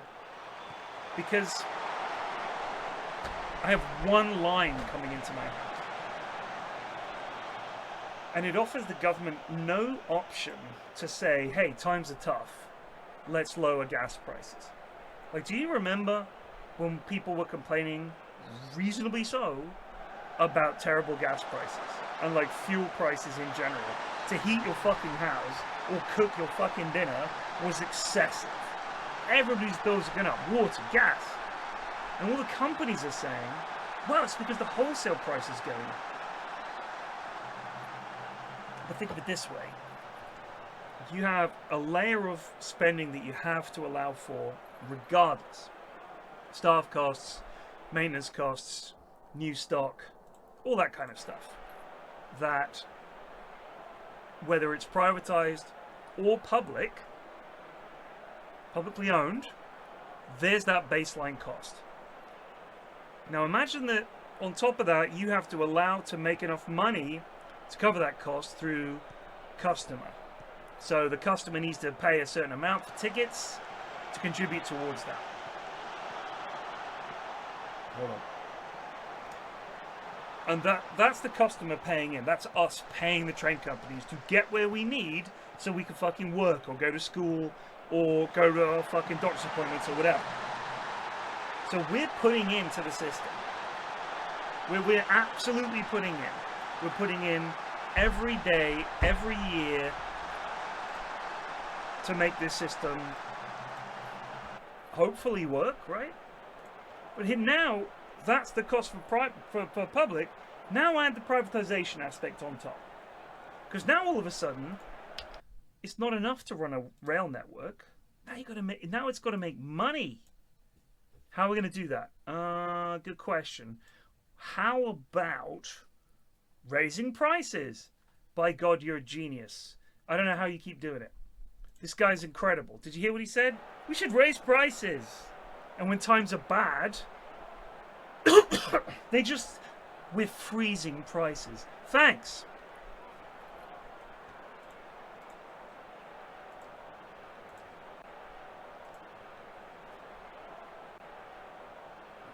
The government could lower them.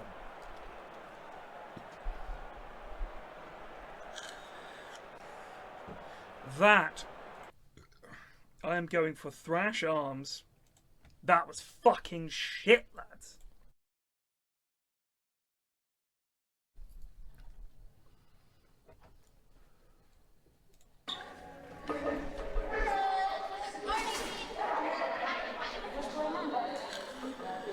I'm handling some business. She's been working on her business, and that shit, it's jumped. Like, from where she had it, she had one paper. Now she got the whole business plan done. Are we allowed to see it? You want to read it? So I was thinking of something. What do I really like? What's something I can eat every day? I've had an idea. My daughter and I came up with something.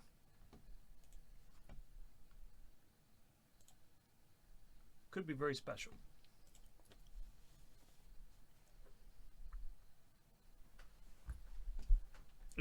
I don't know what to do with it, but I'm telling you, this idea is gold.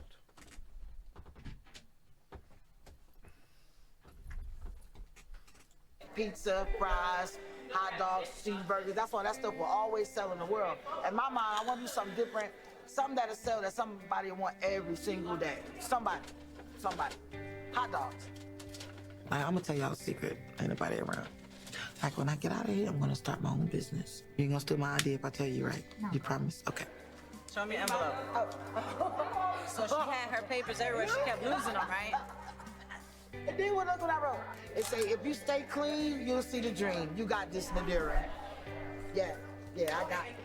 And Nadira was mentioning a business idea that she had, and she said that I have it all up here in my head. So that kind of forced me to give her some advice, telling her you should put it down on paper a little bit more. And the advice that I give her was ready for her to hear. It fell on receptive ears. So, this is Hot Dog Heaven. This is my menu.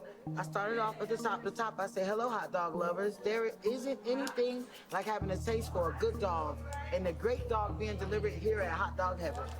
Now, I could cook my butt off. I've been cooking since I was 12. I really, at least all my family, every my friends, like, oh, you could cook, what you cooking? I always did the Sunday dinners and all, but I want to start something different. I want to do this. And then I got the prices right here. You have your choice of beef, vegan, or chicken hot dog. And then I have like all the prices, and I have my signature dogs right here. And one of them is the Buffalo Stampede dog. That comes with a light serving of spicy chili, buffalo chicken, and a finished topping of ranch. My next one is, I'm naming after her. It's called, her name is Kendra, but I named this Kenya Love Bacon.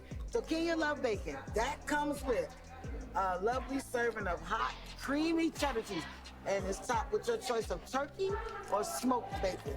The last one is called the Fantastic Dog. She's been a friend of me for the whole 6 months I've been here. She never ever faded on me, ever. And she haven't so far, but she really sells, so I mean, ain't no wish-wash. It's like, bitch, it is what's so what, you know, so I like that. These are my friends, so. The reason why I call this Fantastic is because I can't understand a word of this.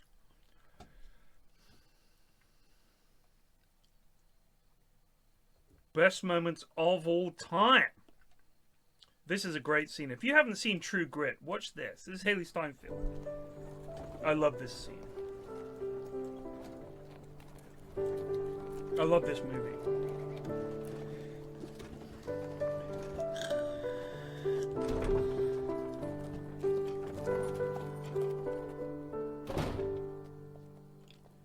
How much are you paying for cotton? 9.5 for low middling and 10 for ordinary. We got most of ours out early.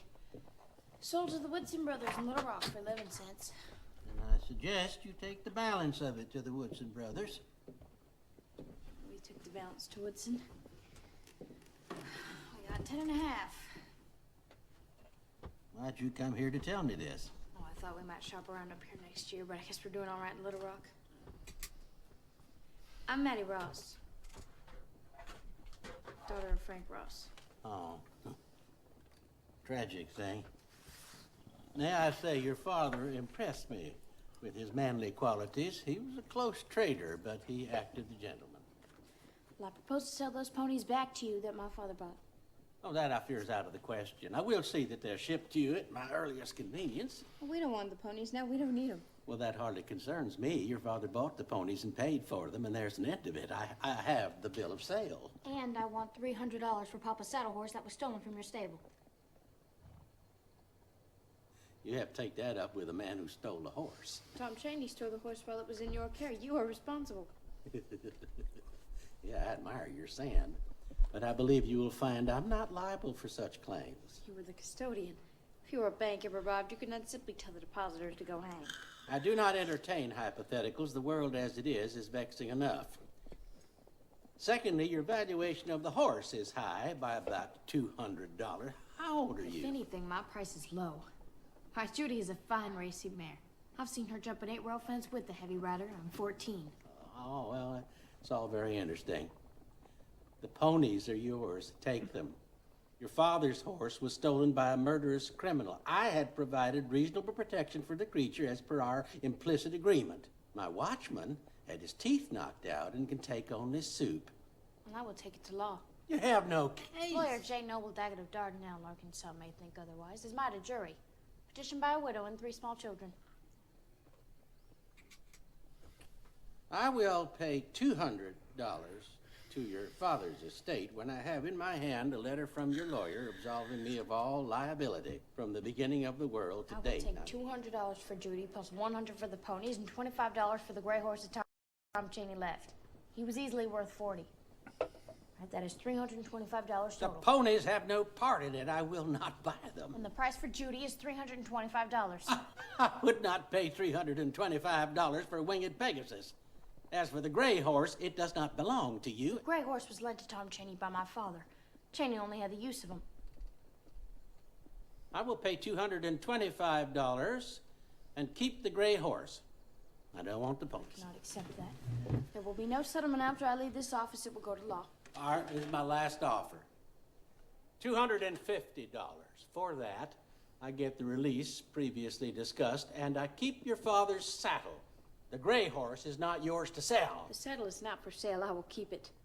Lawyer Daggett will prove ownership of the gray horse. He will come after you with a writ of replevin. A what? Writ of All replevin. right, now listen very carefully, as I will not bargain further. I will take the ponies back and the gray horse, which is mine, and settle for $300. Now, you must take that or leave it, and I do not much care which it is.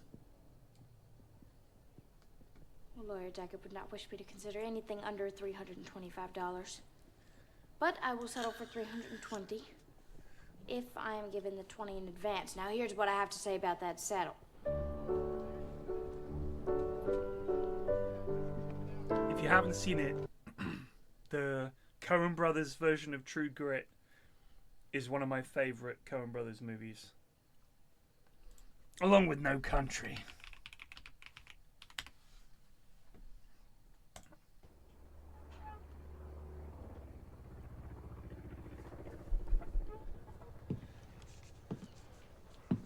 How much? 69 cents. And the gas? Y'all getting any rain up your way? What way would that be? I seen you was from Dallas.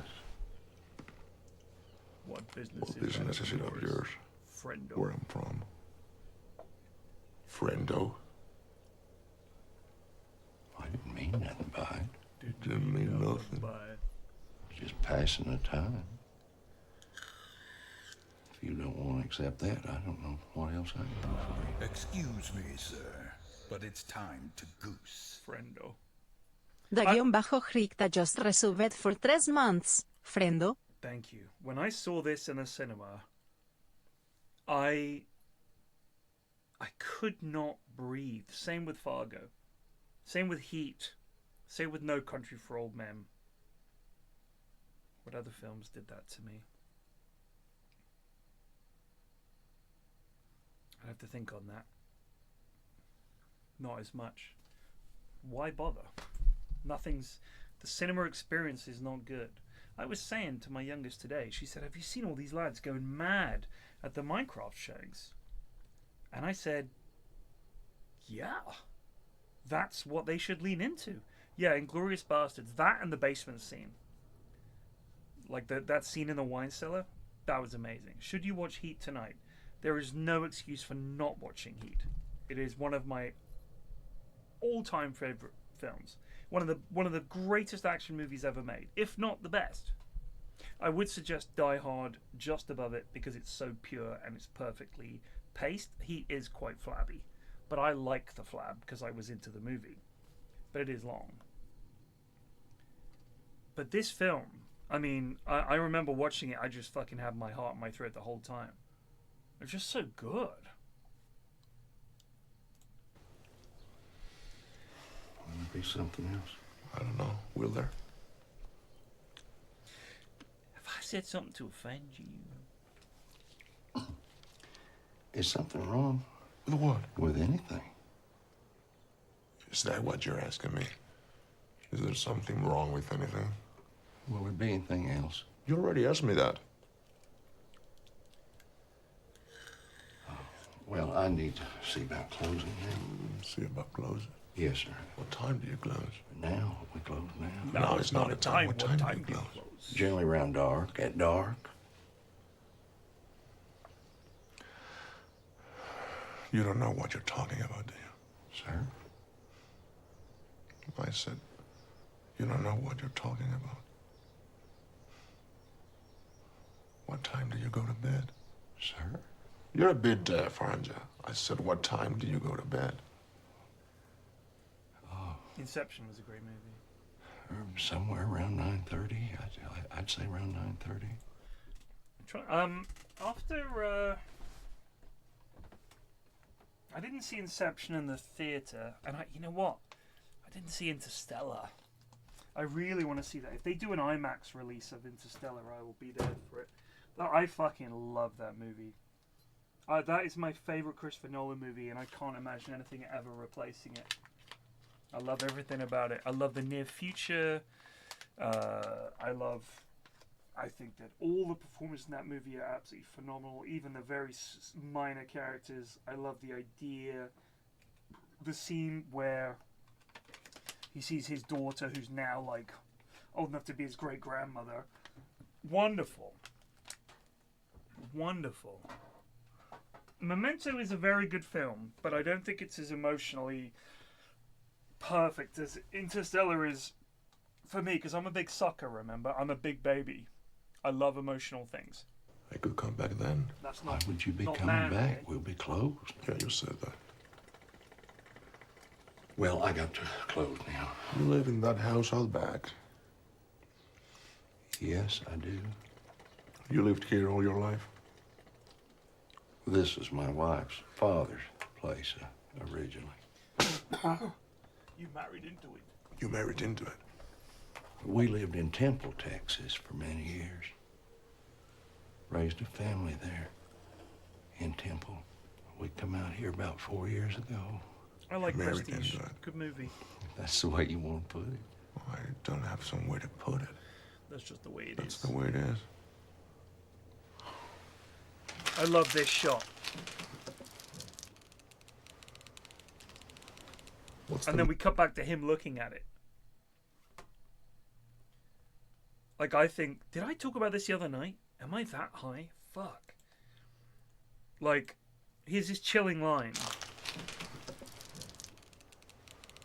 There's no reason to have an extended shot of that. I did, but I don't care. I'm doing it again.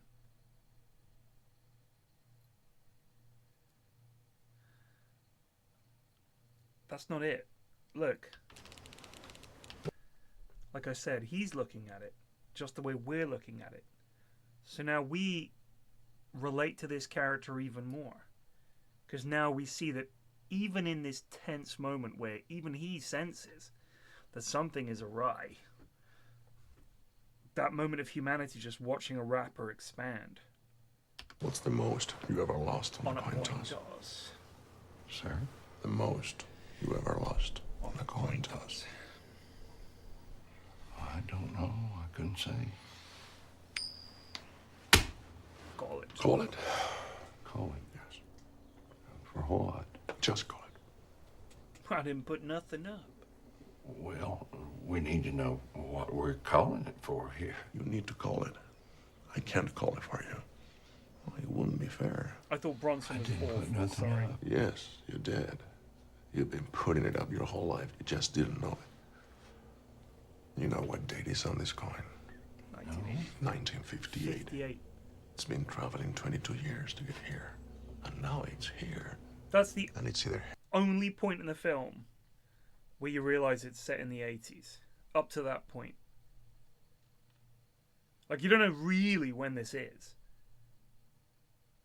It's been traveling 22 years. And I remember there was like a little gasp in the theater.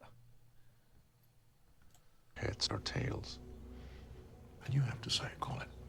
Well, look, I need to know what I stand to win. Everything. You stand to win How's everything. that? You stand to win everything, call You it. stand to win everything, call it. You stand to win everything, call it. All right. You stand. Heads then. Well done. Well done. I can't do that bass. Well done. Well done. Ugh. Don't put it in your pocket. Sir? Don't put it in your pocket. It's your lucky quarter. Where do you want me to put it? Anywhere not in your pocket. Or it'll get mixed in with the others and become just a another coin. Which it is. Which it is.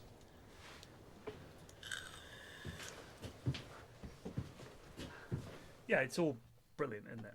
It's just a great fucking movie. Man, the processing takes so fucking long sometimes.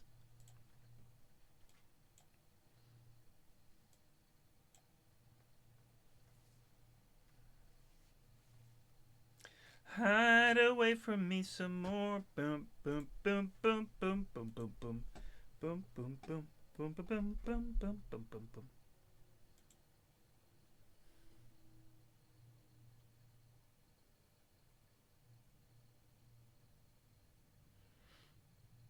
I agree, Zeph, yeah.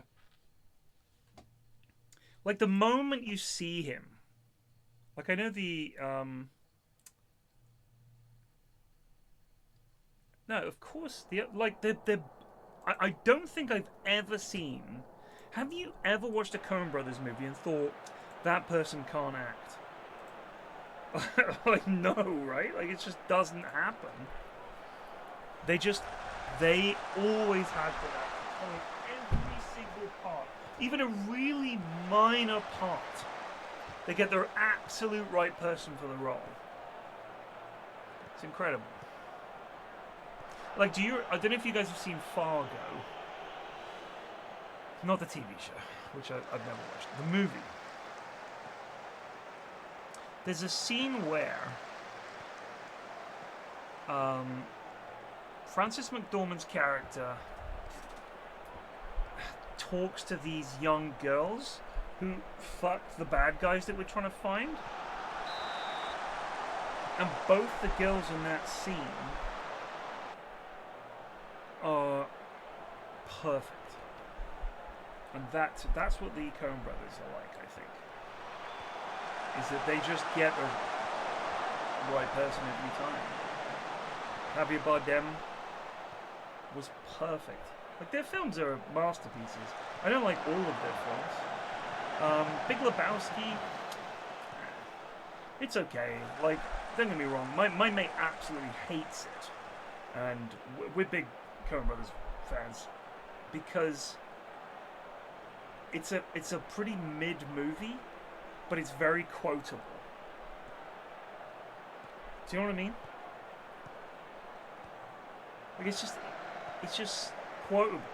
So you end up with absolute dickheads saying lines from this movie, and it just feels, I don't know, it's annoying. Fuck off. Wait. Wait, he's in the Do a Bootleg? No way. Really?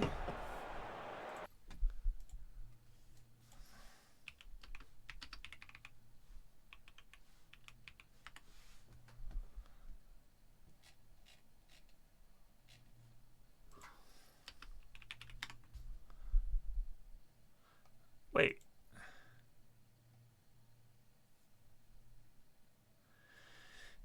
If I do, I look for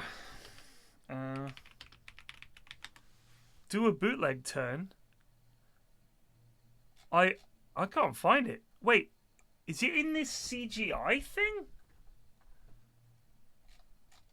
Salazar's story?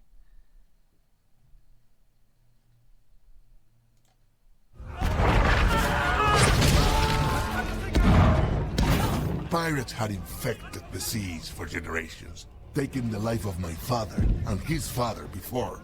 So I vowed to end this plague once and for all, and that is what I did. I destroyed dozens of ships.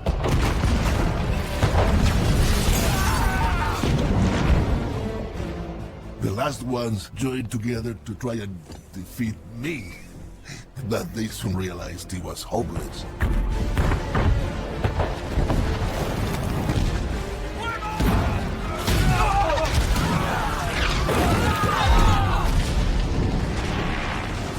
Nothing could stop the Silent Mary. Hit them below the waterline! Vamos, vamos! Hang on, boys!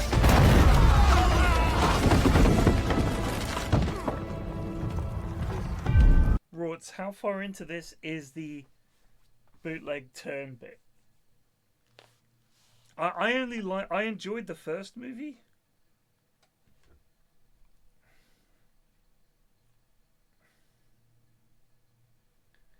Another 30 seconds. For mercy. Mercy. Mercy? There is no mercy.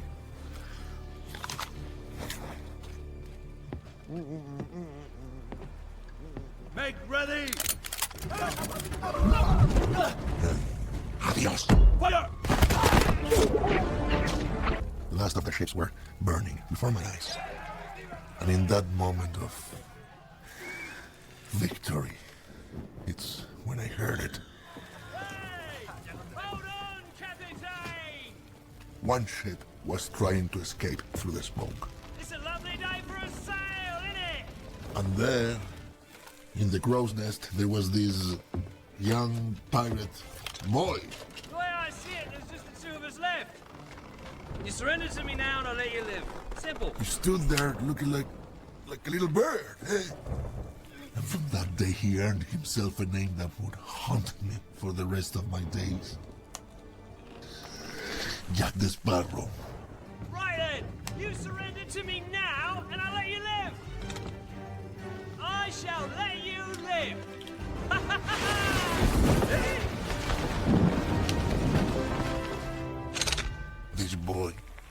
This boy was mocking my power, so I chased him, knowing that I would run my knife along his neck, and when he was dead, I would finish finally with the pirate's life.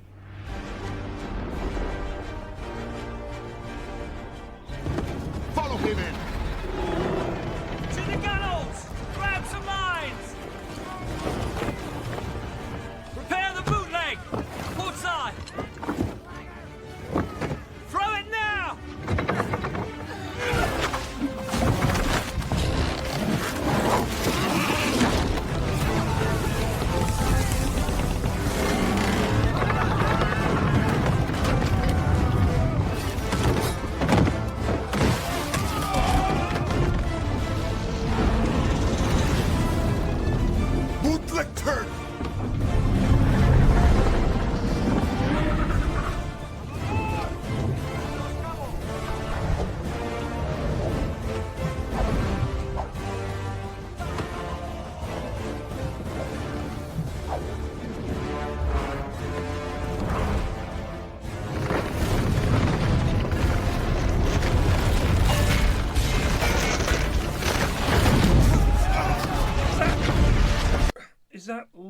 lava?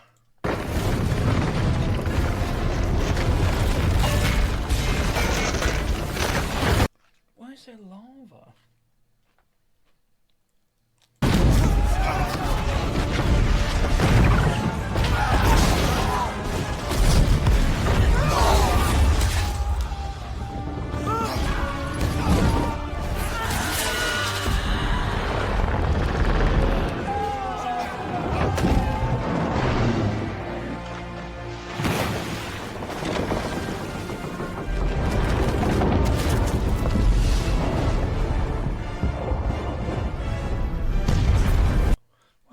Absolute cobblers.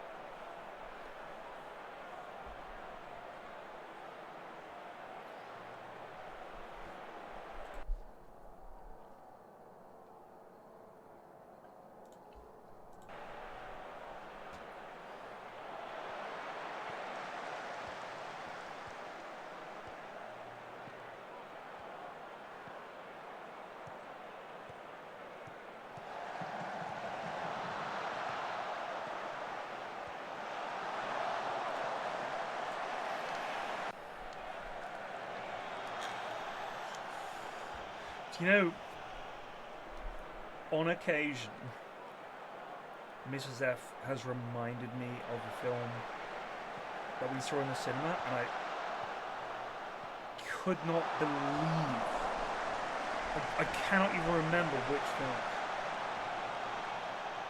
but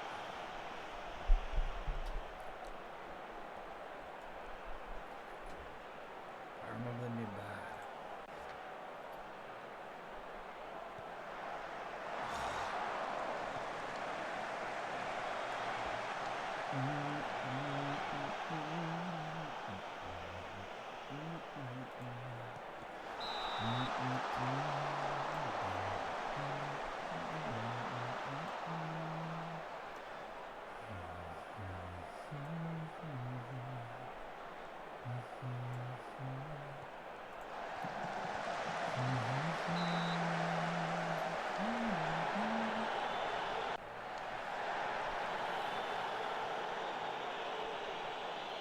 Last Jedi. Was that the, dare I say it, was that the final part of that sequels? I honestly don't remember.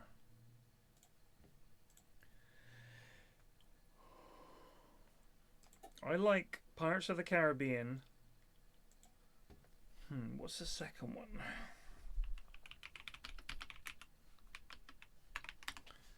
Is Dead Man's Chest. So that's the one with your man. Wait.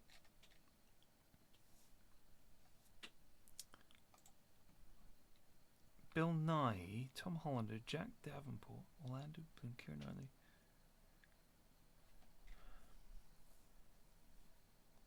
I don't remember that at all.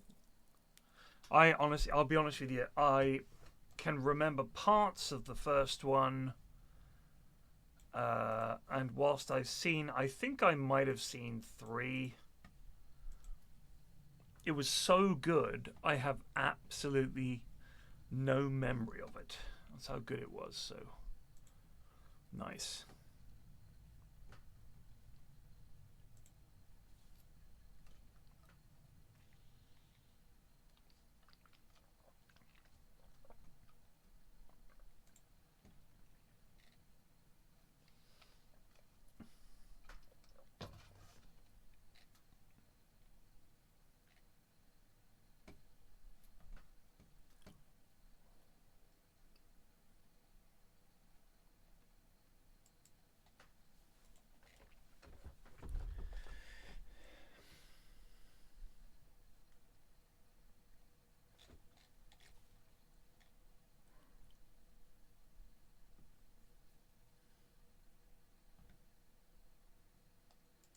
Holy shit. Here we go. 지방인민들의 세계적 소망 실현을 위해 우리 당이 강력하게 추진하는 지방발전 정책의 정당성과 생활력, 나날이 커가는 인민의 기쁨이 생동하게 반영돼 있습니다. This is North Korean TV. 당 제8차 대회가 제시한 웅비한 투쟁 목표 전령으로 매진하고 있는 우리 인민의 투쟁 모습과 약동하는 생활을 감명 깊게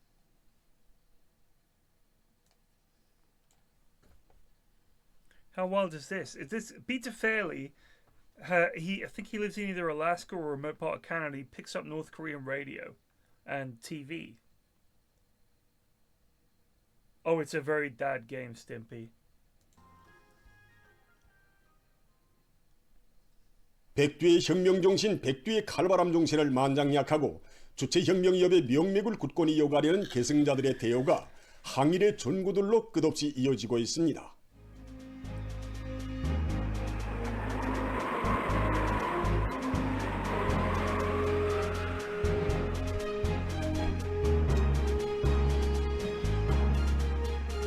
걸음걸음 이끌어주시던 그때를 회고하여 백발백중의 사경미 어리를 터득하며 밀당맹명 사세들로 차련한 전사들 그 조건에서도 승리대한 장군님 시었습니다. 나는 역사에 없었던 작전을 펼치신 장군님.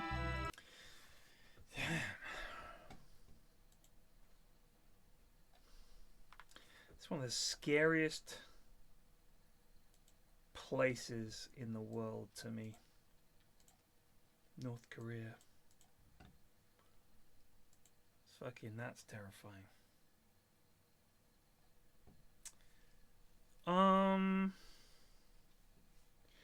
Good new movies. Let me think. How many years back? 5?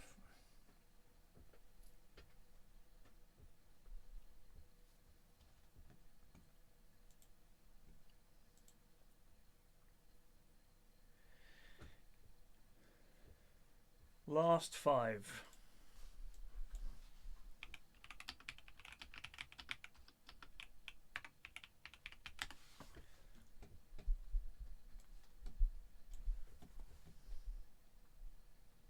This says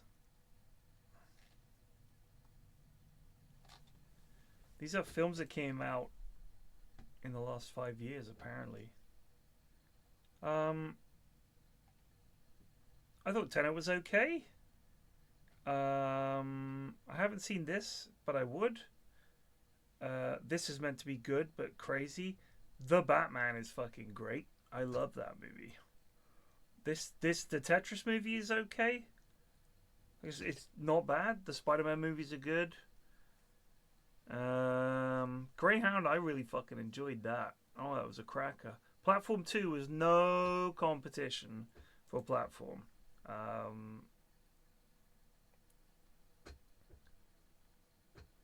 Don't Look Up was... none of these were good.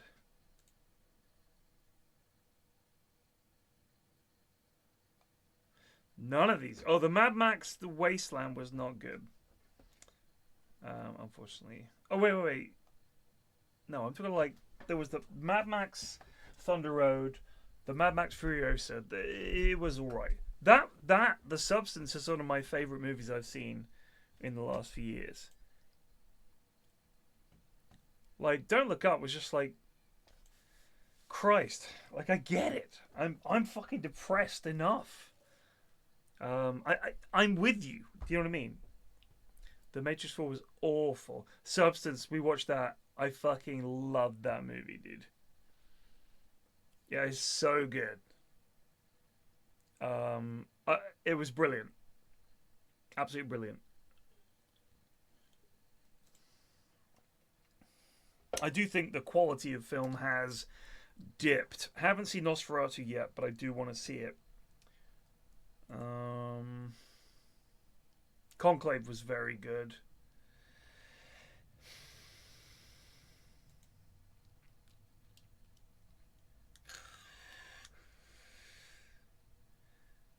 Yeah, a lot of this was very forgettable. Killers of the Flower Moon was okay, actually. I thought it was going to be wank. It was actually pretty good. I really want to see Megalopolis because it's meant to be fucking abysmal. New films, action films, fucking. If Better Man had been a success, all I'm saying is if it had been like a big hit, and it was like Robbie Williams is back, he's on everything. If I had the button that ends time and space as we know it, I would have pushed it. I would have said, "You're telling me Robbie Williams, who peaked a long time ago, has a movie where he appears as a CGI dancing monkey. You get it? You get it?" And that was a hit. I would have pushed that button, I would have smashed that button, and time and space as we know it would have ended. I know, Lobster. The Stuff. The thing with The Stuff is, the cover of the VHS was terrifying.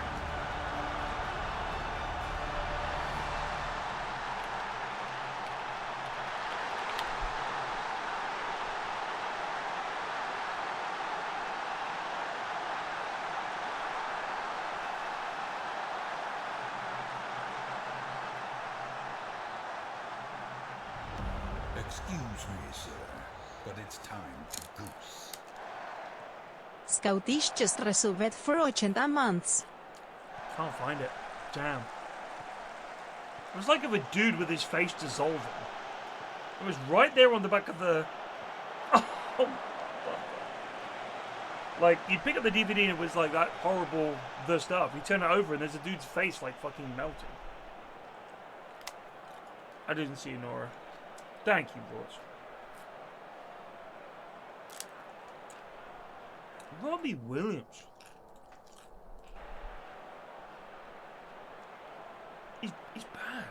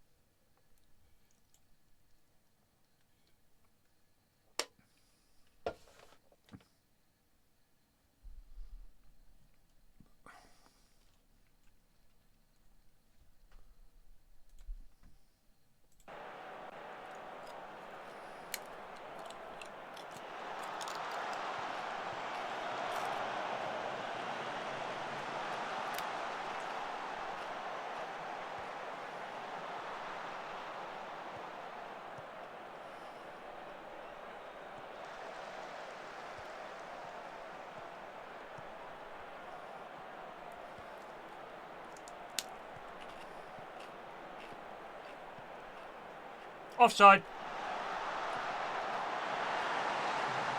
Fuck off. Was that Simon Wynn? I think he was offside, ref.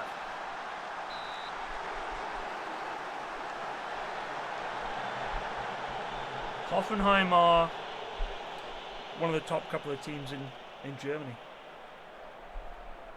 Fleetwood are in the Prem. Yep.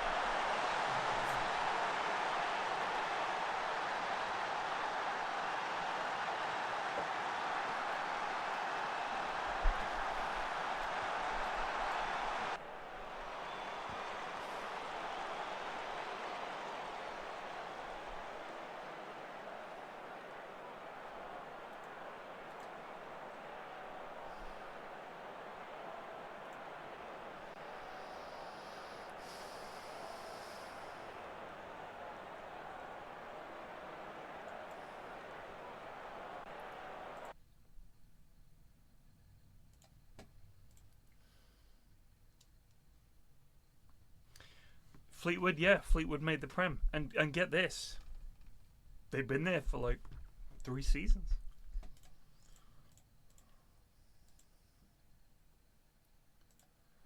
Look at this, they're fucking 11th, dude. it's so amazing. Watch this rise. I mean, Fleetwood was like start of the game. They're League One. 8th, 10th, 13th, 7th, 3rd gets promoted via playoffs. 21st barely stays up. 12th, 19th, 15th, 19th, 9th, 6th. Then, bam, they get this. They get the team. Get the lads together. 25 win season, promoted Premier League.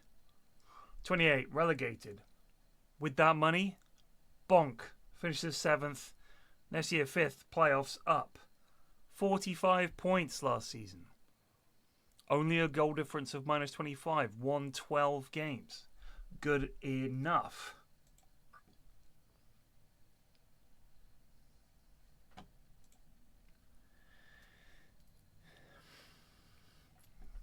So let's look at the Bundesliga, because I was, of course,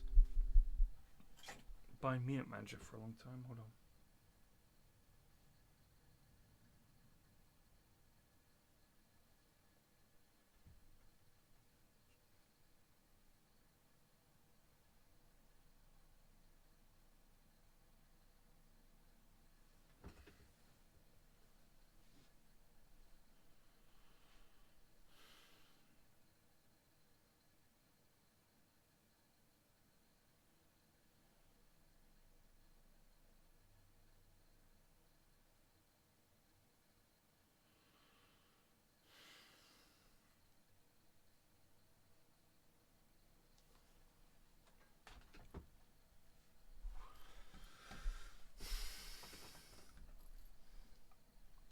Any current players being top managers? How do I don't know where this fucking...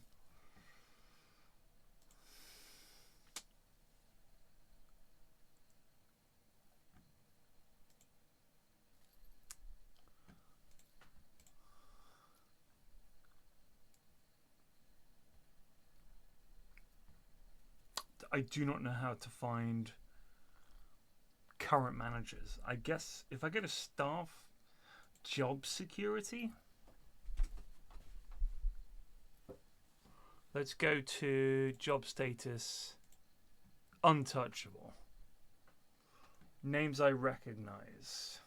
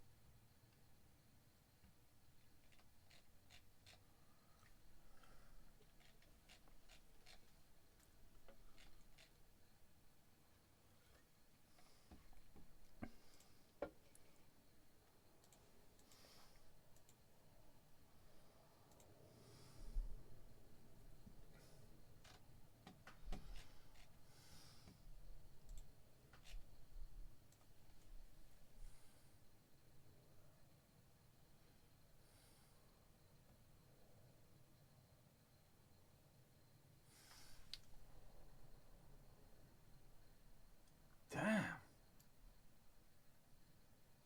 No. That's wild, man.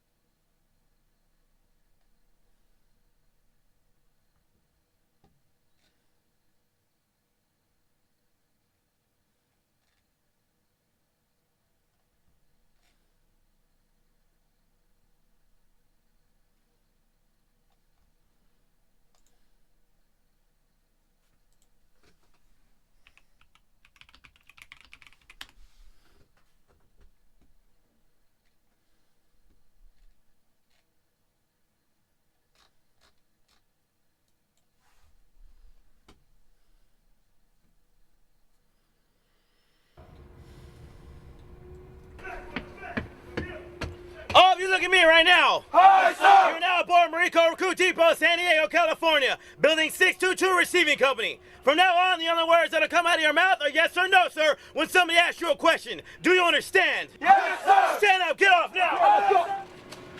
Today, let's go. Let's go. Let's go. Aye, sir. You have taken the first steps in becoming a member of the world's elite fighting force, the United States Marine Corps. The Marine Corps' success depends on teamwork. Teamwork is an essential part of your training here aboard MCRD. From now on, you will live, sleep, eat, and train as a team. Bend over, pick it up now. Aye, Not fast enough, put it down now. Aye, Pick it up now. Aye, When I tell you you're gonna turn around, face my building now. Aye, Not loud enough, face me now. Aye, Face my building now.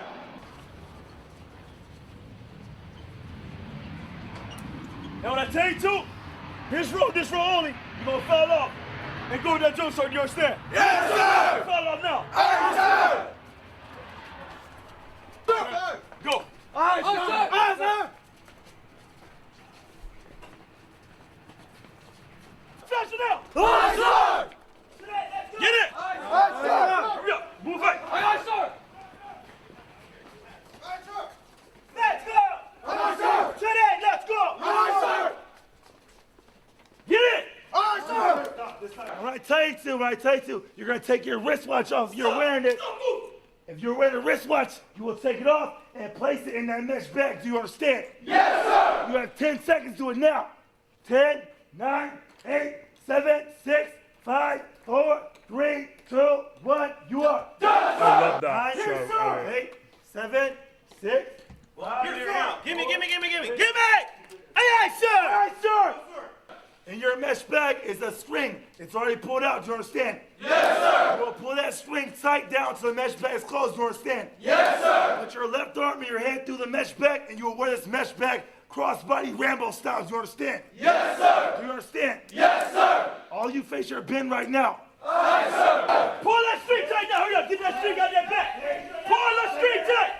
Crossbody that string. Crossbody string. Get it out now. Pull the string out now. Pull the string out now. Pull that string out now. Pull it out. Pull the string out now. Get the string out. Aye, sir. Get the string out. Aye, sir. And put it on your left. Aye, sir. You only put my tape on my green bag. You understand? Pay for money and coins inside that green bag. Done, sir. Stop, move. Stop, move. Yes, sir. You have 10 seconds to it now. You are done, sir. Done, sir. Everything else. Aye, sir. Left hand. Hand the scale with your left hand. Take it out of that foot. On the hand the scale with your left hand. Aye, sir. Imagine that. Like 18, 19, 20.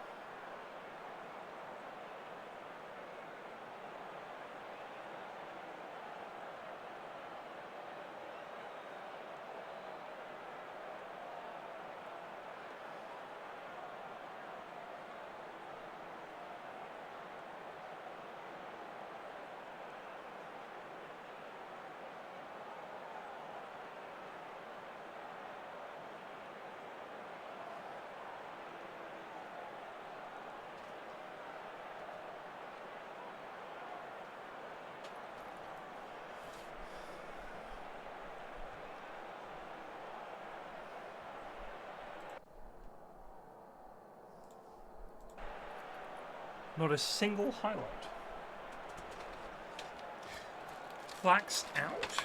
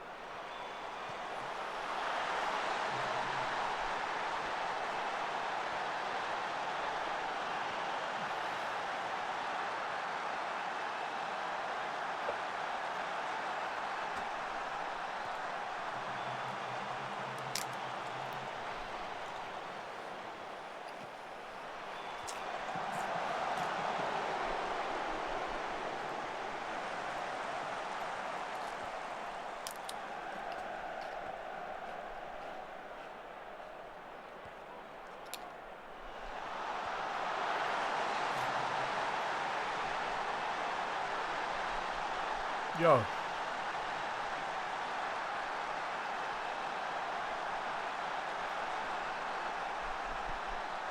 The US demands control of the pipeline through Ukraine carrying Russian gas.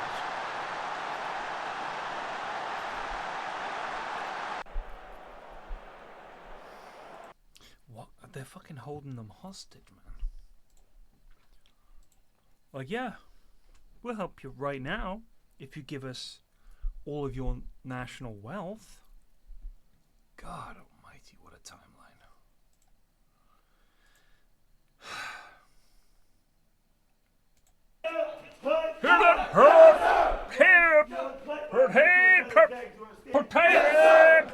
Yes, sir! Paper, money, or coins that you might brought with you. You'll put it inside that green bag. But you are. Yes, sir! Stop! Aye, aye, sir! Aye, sir! Yes, sir! You understand? Yes, sir! Step back now! Aye, sir! 5, 4, 3, 2, 1, you are. Yes, sir!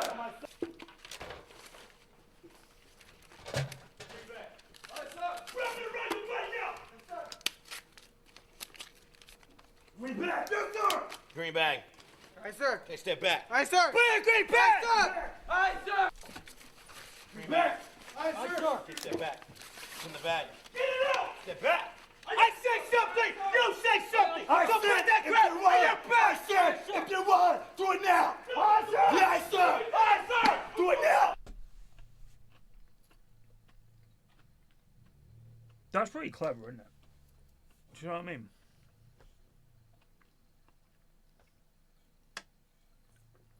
If I say something, you say something. Because if I say to you, dude, I need more ammo, and you don't say anything, and I don't expect you to say anything, did you hear me? Did you ignore me? Have you gone for it and got killed, or should I wait for you? Like, drilling that into them over something as stupid as... Like, the reason they pick up on every little thing is to want to get them into this state where they can go, like... And they all, like, a lot of the after-action, like, reports where people talk about what it was like. The training took over. People say that about so many things. And it is amazing how well you can take a human being with a bit of psychological brain smushing, you can change the way they behave instinctively. It's pretty wild. As someone who's trained my children to respond to a certain whistle when it's time for dinner, which I believe I did speak about on the podcast, it's like the captain on the deck or whatever whistle. If I whistle, they're like instant stop downstairs. Like I've conditioned them over years. When they were at any age, I've done that when it's dinner time. Kind of a psycho.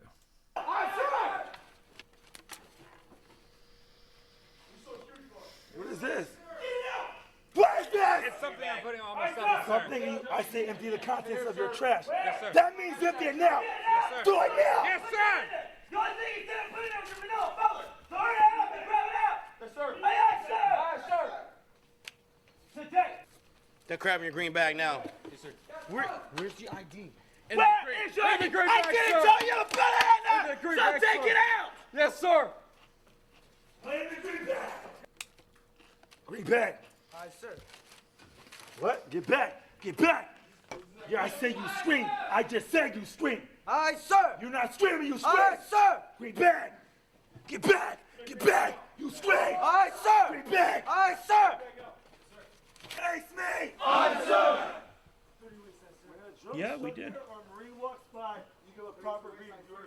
Yes, sir.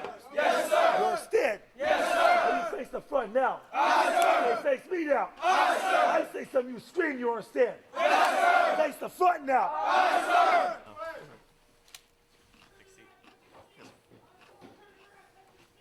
Getting workman comp for 7 months already. That's a lot.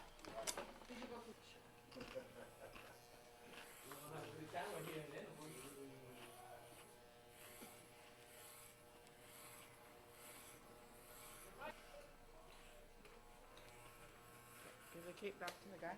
Yes, ma'am. Thank you, sir. Why not shave it before you go? I think it's a little bit of symbolism. I also think if you turned up pre-shaved, they might think of you as a little keen. And your classmates or corpsmates, I should say, might think like, look at this fucking guy, he thinks he's a Marine already.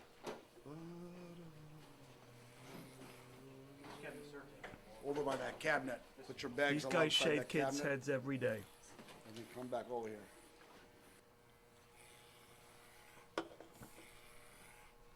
Hey, doorman. Let me know when the other group starts walking up.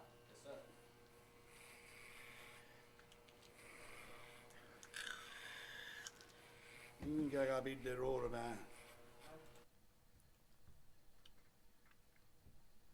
This is interesting because I'm not American and I'm not someone who's a fan of like I'm not saying the American military is like they're 100% the good guys all the time. Like, of course, I had until recently considered them a close ally, but we'll see. Whatever, who knows what the fuck is going to happen in the next 4 years? But we will see. It's pretty intriguing.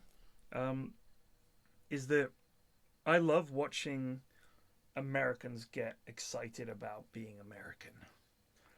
It's funny to me. I'm like, you know what, fair play, lads. You're all in on that. I think it's cool, especially because America is the least threatened, richest, most powerful nation in the world. And they're like, we've never been attacked other than Pearl Harbor and the Canadians one time. We've got to be ready because, you know, they're coming. The only words come out of your mouth will be yes, sir, no, sir, yes, sir. Do you understand? Yes, sir. Tens of thousands of Marines have begun their outstanding service on these very yellow footprints. You will carry out that proud tradition. Do you understand? Yes, sir. Yes, sir. Yes, sir. Yes, sir.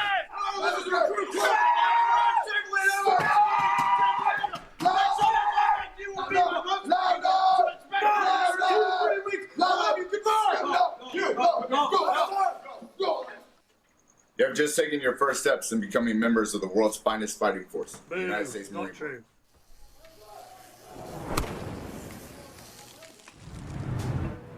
These recruits are entrusted to my care. These recruits are entrusted to my care. I will train them to the best of my ability. I will train them to the best of my ability. I will develop them into. I will develop them into Smartly disciplined. Smartly disciplined. Physically fit. Physically fit. Basically trained Marines. Basically trained Marines. Thoroughly indoctrinated. Thoroughly indoctrinated. In love of foreign country. In love of foreign country. I will demand of them. I will demand of them. And demonstrate by my own example. And demonstrate by my own example. The highest standards. The highest standards. Personal conduct. Personal conduct. Morality. Morality. And professional skill. Professional skill.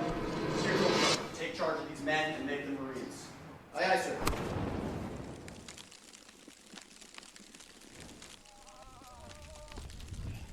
Training. So this week we covered McNabb. We also did the Bane and the Star Force. And we get the recruits ready to transition to the second phase. So it's more demanding with the height and running. Push, faster! Push! Draw! Push up with the rifle! Push faster! Draw! Hurry up!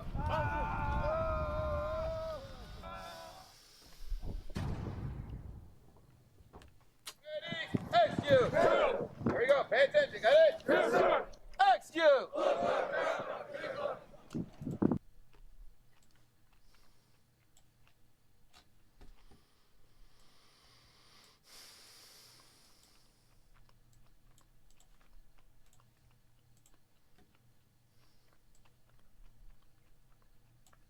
Execute!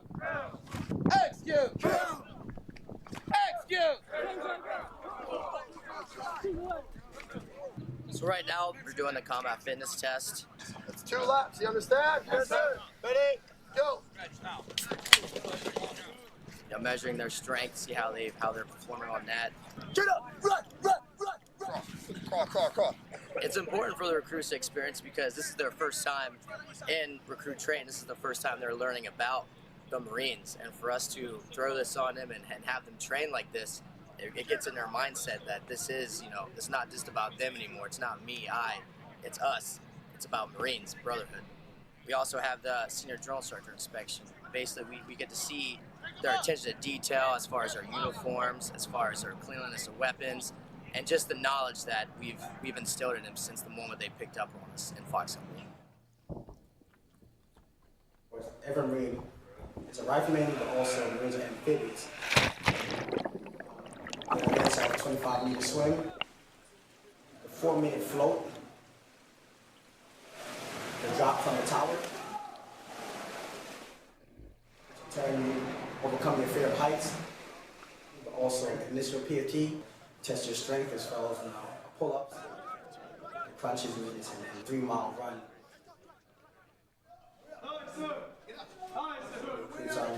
Pack up pretty much the house and we move up to Camp Pelton, which moves into the second phase, which is rifle marksmanship.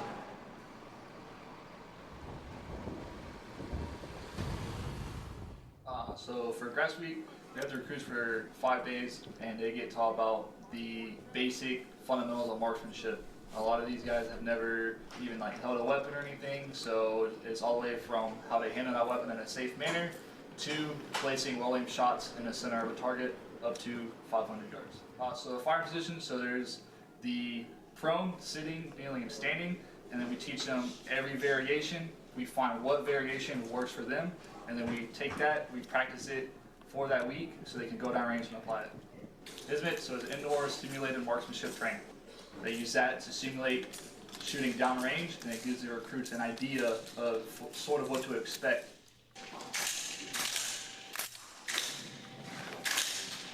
The recruits were in grass week with a 5-mile hike.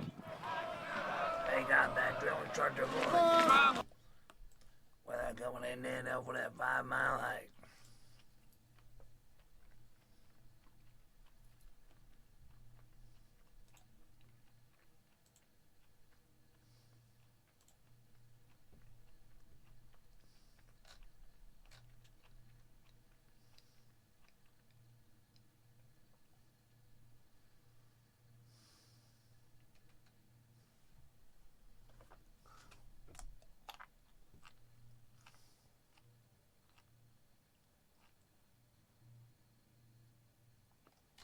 Do you guys see that?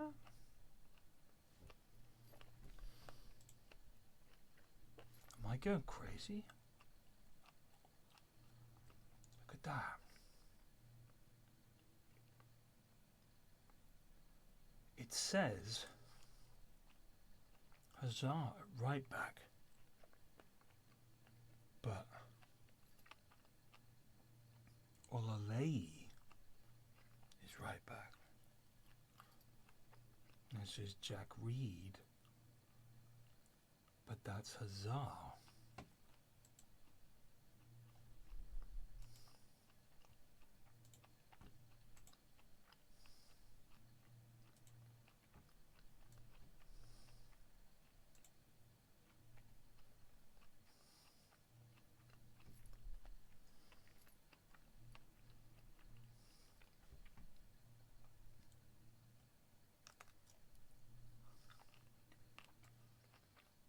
Looks like maybe it fixed itself.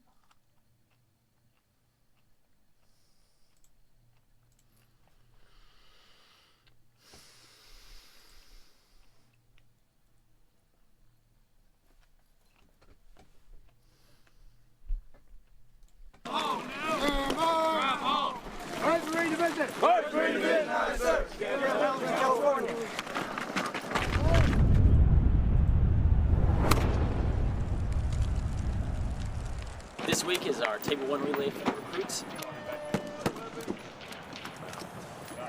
Many of the recruits, this is their first time ever actually firing a live round. They're taking everything that they did last week, learning how to aim, the proper shot placement, proper stances, proper positions and holds, and they're actually applying that to live rounds this week.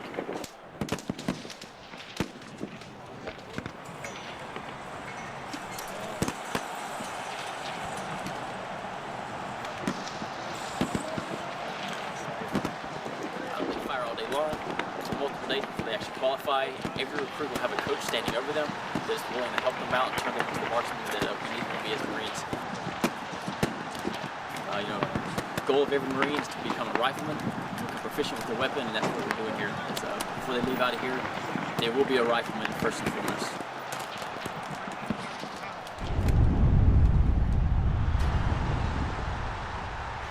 So this week, Flax Company had field week.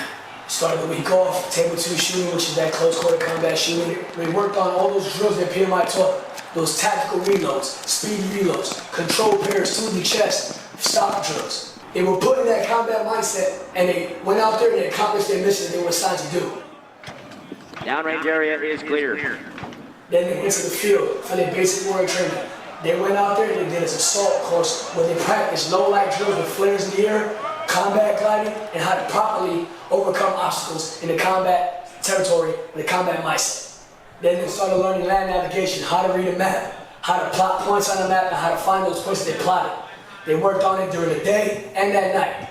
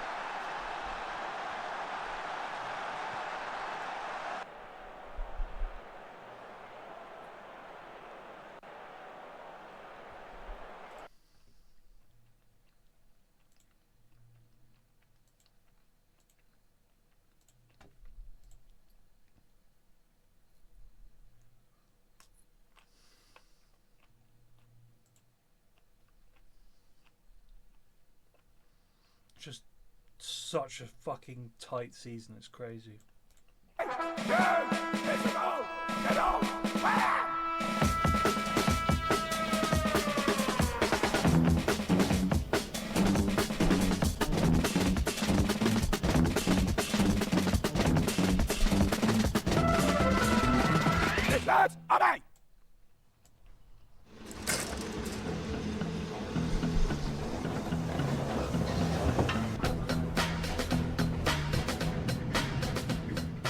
50 years ago, national service was compulsory. Every young man aged between 18 and 24 did 2 years in the army. From 1947 to 1961, over 2.5 million young men were called up.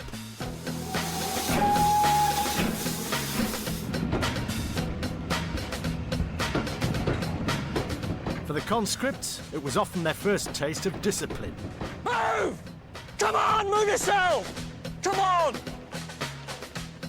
The gravy in the cookhouse moves quicker than you lot! Move it, move it, move it!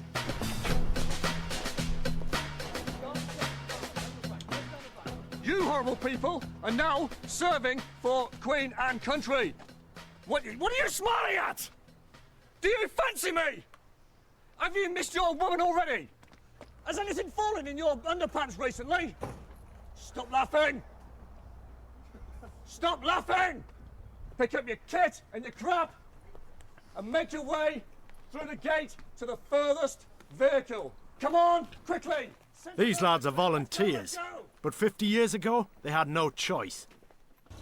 To find out if today's youth could survive a month of basic training, 30 volunteers were required. It's the opportunity of a lifetime to go back in time. The main reason why I want to be a Lads Army soldier, I need something to do other than sleep. Prove to the older generation that young people aren't all that bad. My dad's put me up to... Army?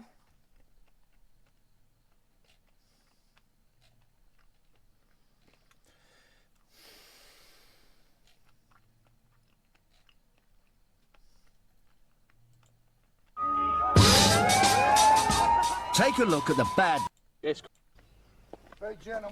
experience between them. The commanding officer is Captain Henry Dodds, an ex-Royal Engineer. He's the ultimate boss. If you're in front of him, you're in real trouble.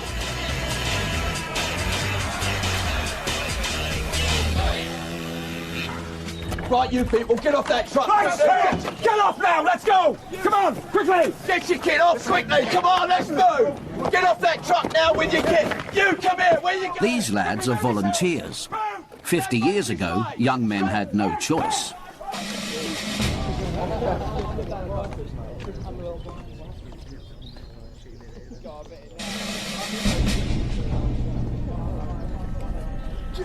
The lads will train under the command of 2 former British Army Sergeant Majors, specially selected. What the fuck is happening, man?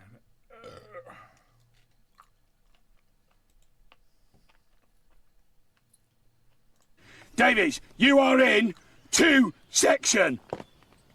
I want you, when I say move, to be over there faster than a shithouse rat. Do you understand? I understand, Sergeant. 1 more for 2 section. A Welsh sheep shagger. Shut it. Get over there now! Now, you shite! Get off the grass! Get off the grass! Get off the grass!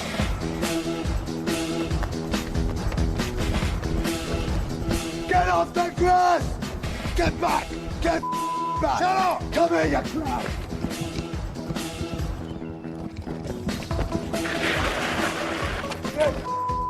There, on the pavement, come down, be in a row, stay off the grass, do you understand? Go! Go! Go!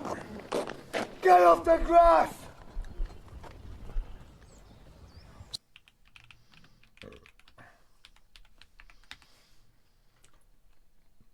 Season 1, episode 5. Taking cover with fire. This is Helmand Province, Afghanistan. It's a war zone and home to the Taliban, one of the most determined insurgent armies in the world. I'm with one Royal Anglian, one of the battalions sent here to fight this fanatical enemy. I came here to tell their story, to find out what it's like to be a soldier on the front line. We're now taking, coming just over there, the guys are firing at a compound, and they're landing over just over our heads, just over there. I spent time with them as they trained in the UK. At the moment, if it was real live rounds, we'd actually probably all be dead. I was with them as they battled the enemy.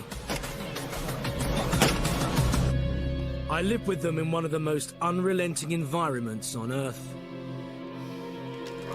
And mourned with them at the loss of some of their closest friends. But now my time with these men is coming to an end. Very humble. In a few days' time, the first of the Royal Anglians will be returning to the UK, and I'll be going with them. But before we leave...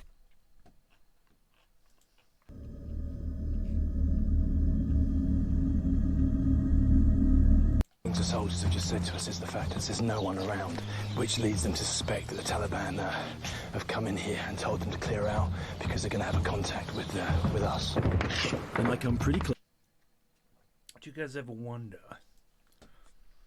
if... I mean, first of all, I know Ross Kemp is just an actor and all the rest of it, but... fucking fair play to the lad. Do you know what I mean? He fucking went to Afghanistan and was embedded with a unit and got shot at a lot. Like, of course the Taliban won. You know when they talk about something being that country's Vietnam? Afghanistan was America's Vietnam 2.0. Unwinnable war against an enemy who the general populace favor, and you are coming in to the average person. What the fuck are you doing here? Insane.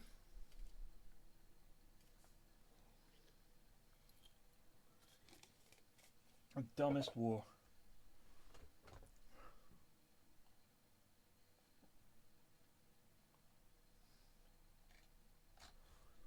What do they call Afghanistan? The graveyard of empires? Isn't that right?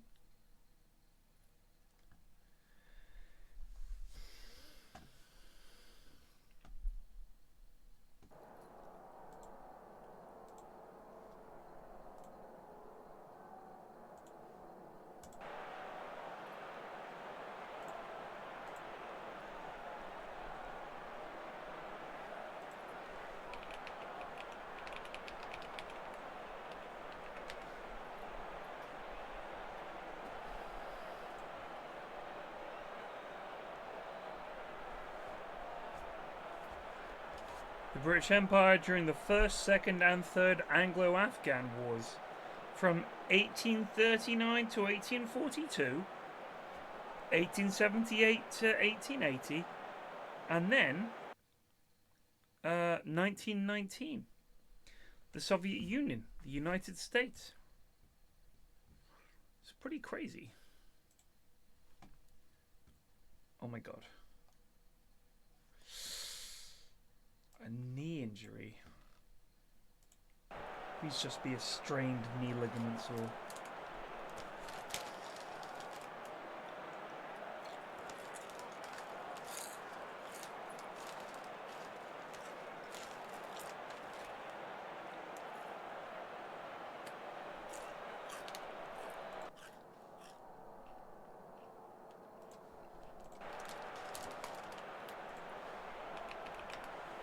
You know the way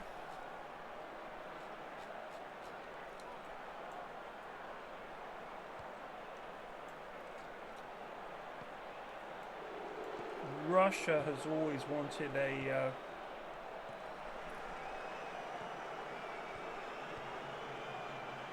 border with the sea. Do you think possible that if they'd won in Afghanistan, they would have then invaded either Pakistan or Iran.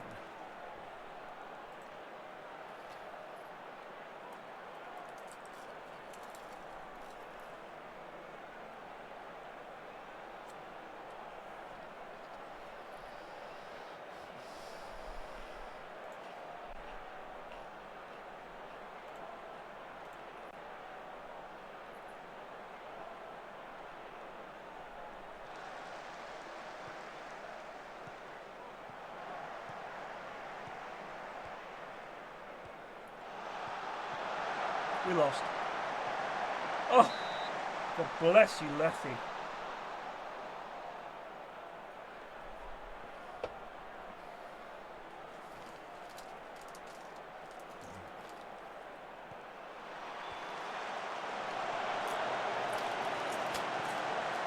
The thing is, even if they took, even just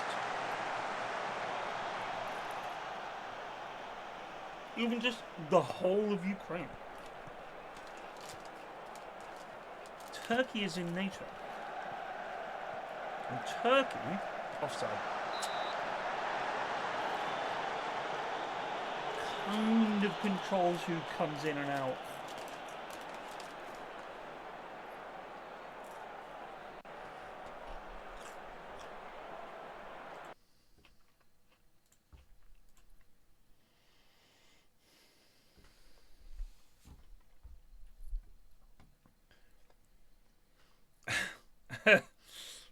That's fair, Tone. I mean, obviously, Afghanistan, the number of people there, the objective, how much actual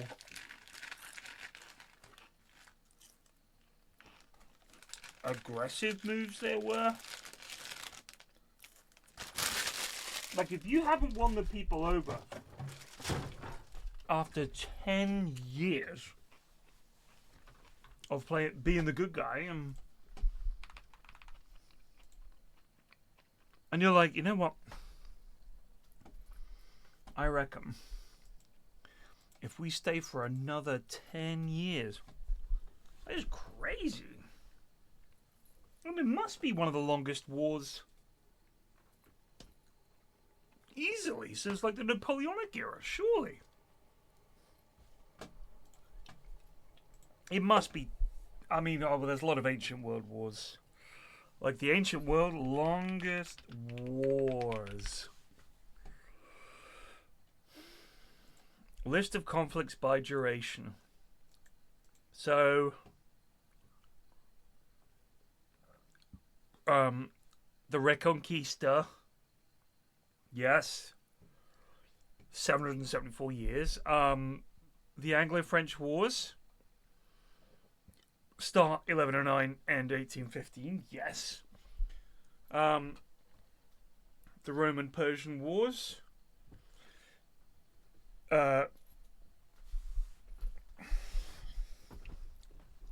681 years.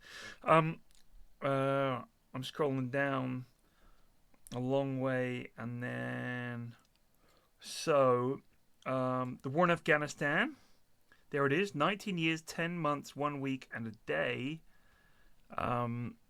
Slightly less time than the Somaliland campaign, also called the Anglo-Somali War or the Dervish Rebellion, or the Chittagong Hill Tract conflict. Let's have a look at this one. This is interesting.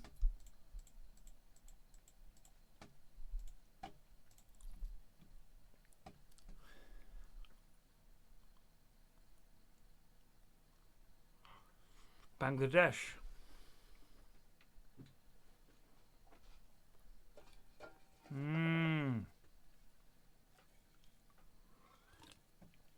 Okay. Legit. The Umarella Wars. Yikes. The Umarala Wars were violent encounters over the possession of land between British invaders and Gunditjmara Aboriginal people in what is now called the Western District area of South Victoria in, Australia. Yikes. We may have killed like 6,500 people.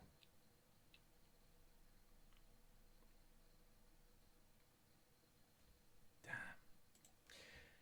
The Sistan and Baluchestan insurgency is an ongoing, low-intensity, asymmetric conflict in Sistan and Baluchestan province between Iran and several Baloch Sunni militant organizations designated as terrorist organizations. The Kivu conflict is an umbrella term for a series of protracted wars in the North Kivu and South Kivu provinces in the Eastern Democratic Republic. Good God, Kivu. The Muslim conquest of Persia, 21 years. The Ottoman conquest of Habesh, the Great Northern War, the Tsardom of Russia contested the supremacy of the Swedish Empire in northern, central, and eastern Europe. Wow.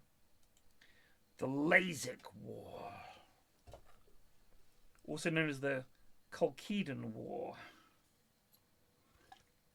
or in Georgian historiography as the Great War of Agrizi, that makes me think they won, was fought between the Byzantines and the Sasanians. Never heard of them. No offense, mate, but never heard of them. I mean,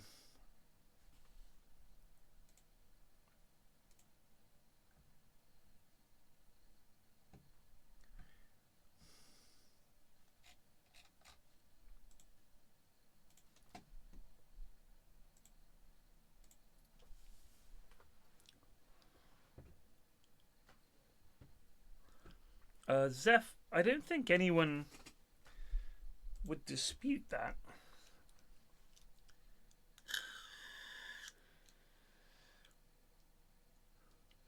Yeah, India-China is pretty crazy. I mean, I don't think that's even a fun fact. If two countries exchange in a nuclear war, I'm going to go ahead and say probably going to lead to the extinction of the human race.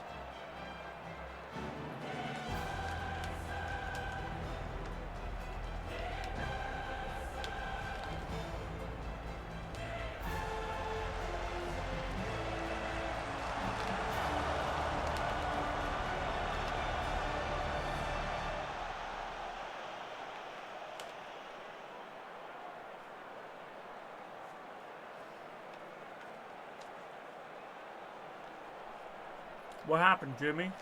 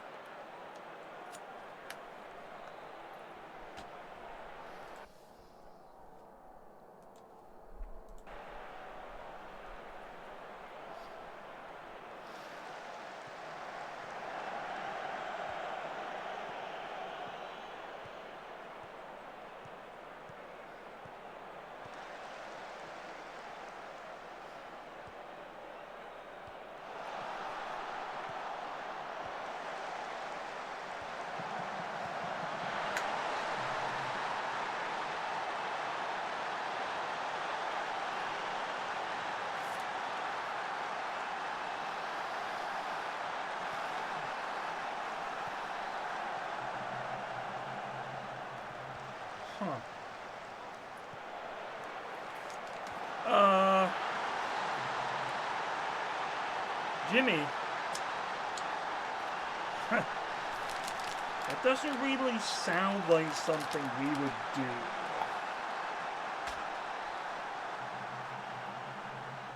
Like, I get it. You think you're into history and stuff, but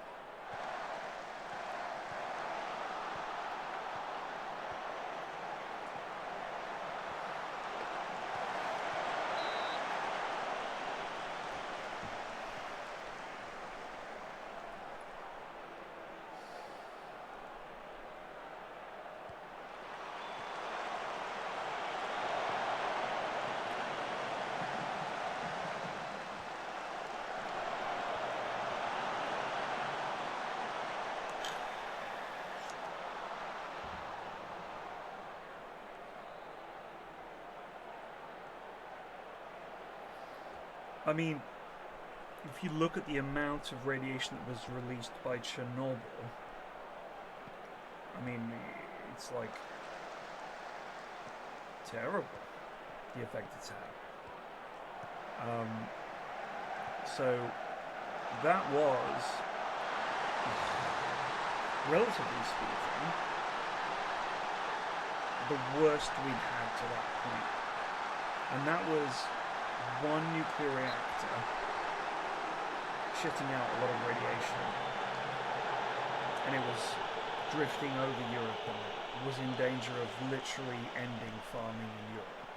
That's how bad it would have been. Like, Chernobyl was so close to being the end of Europe as a continent in any way. That's how scary it was. Like, all your farmland is irradiated, all the water is irradiated. If Chernobyl had, if they had not handled that, none of us in Europe, like, would not have been affected. It would have been that bad. It's pretty crazy. That's why I loved that TV show, because it took it seriously. People almost think of Chernobyl as like a punchline and shit, but oh my god, it's terrifying, man. Close to losing my own. We've just been hit. We're in the open. Oh, you. I spend time with them on and off the battlefield and experience the reality. This is Elizabeth Barracks. This is Elizabeth Barracks. Blah, blah, blah. Blah, blah, blah, blah. That's going to be the way he speaks. Bright, Surrey, home to the 1st Battalion, the Royal Anglian Regiment, known as the Vikings. We're about to join them on the last part of their training before they deploy in Helmand Province, Afghanistan. Blah, blah, blah, blah. 1 minute! Blah. I'll be with the Vikings during their 6-month tour, which is their most dangerous to date. I want to know how a young soldier deals with war in the 21st century. That's a good shout, yeah. How do they prepare? Smoke! Toss! Smoke! Toss! Yeah. Get down! Down! What do they think? I'm scared, yeah, but I can't wait to get out there. Through the training that I've done, I know for a fact that I'll do 110%. And how do their families feel about them leaving? There's lots of tears for the first couple of weeks, and then it's just kind of wait and just let the weeks go past until they come home, really. I'm going with the Vikings for 2 reasons. Firstly, they recruit from the Eastern Counties area. I was born and brought up in Essex, and all my family come from Norfolk. And secondly, my father was in the Royal Norfolk Regiment. They became part of the Royal Anglians. He saw active service in Cyprus during the 1950s. Now the Royal Anglians are facing their biggest and most dangerous challenge yet, fighting the Taliban in the notorious Helmand Province. Everyone in the Royal Anglians, from the commanding officer to the private soldier, is in no doubt about what they'll be facing. The whole tour is going to be certainly the most dangerous and probably the most intense. Well, certainly the most intense. Yo, hold on a sec.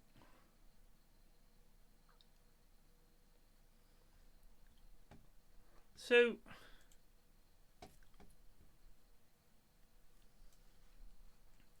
I always thought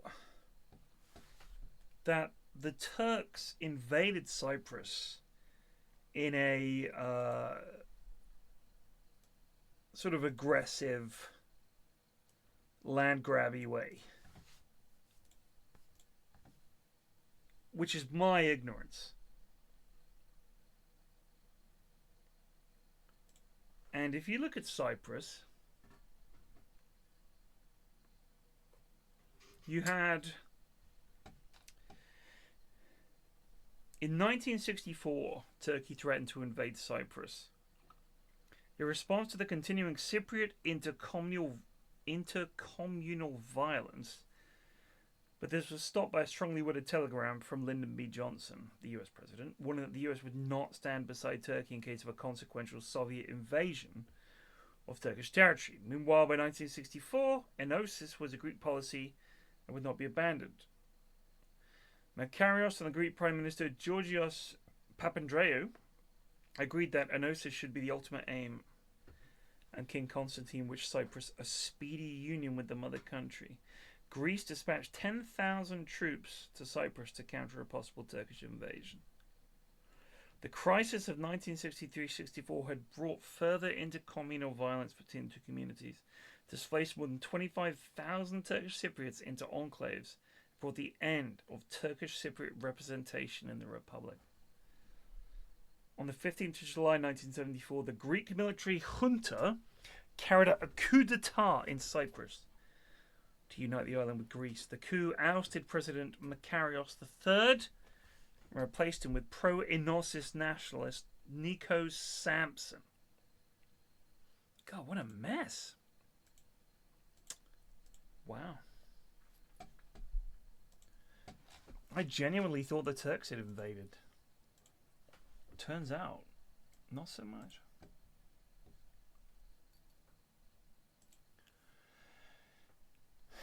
Shit, it's midnight. It is midnight. Team, I am exhausted. I will see you guys tomorrow at some point. Cheers for watching. Take it easy. And peace out.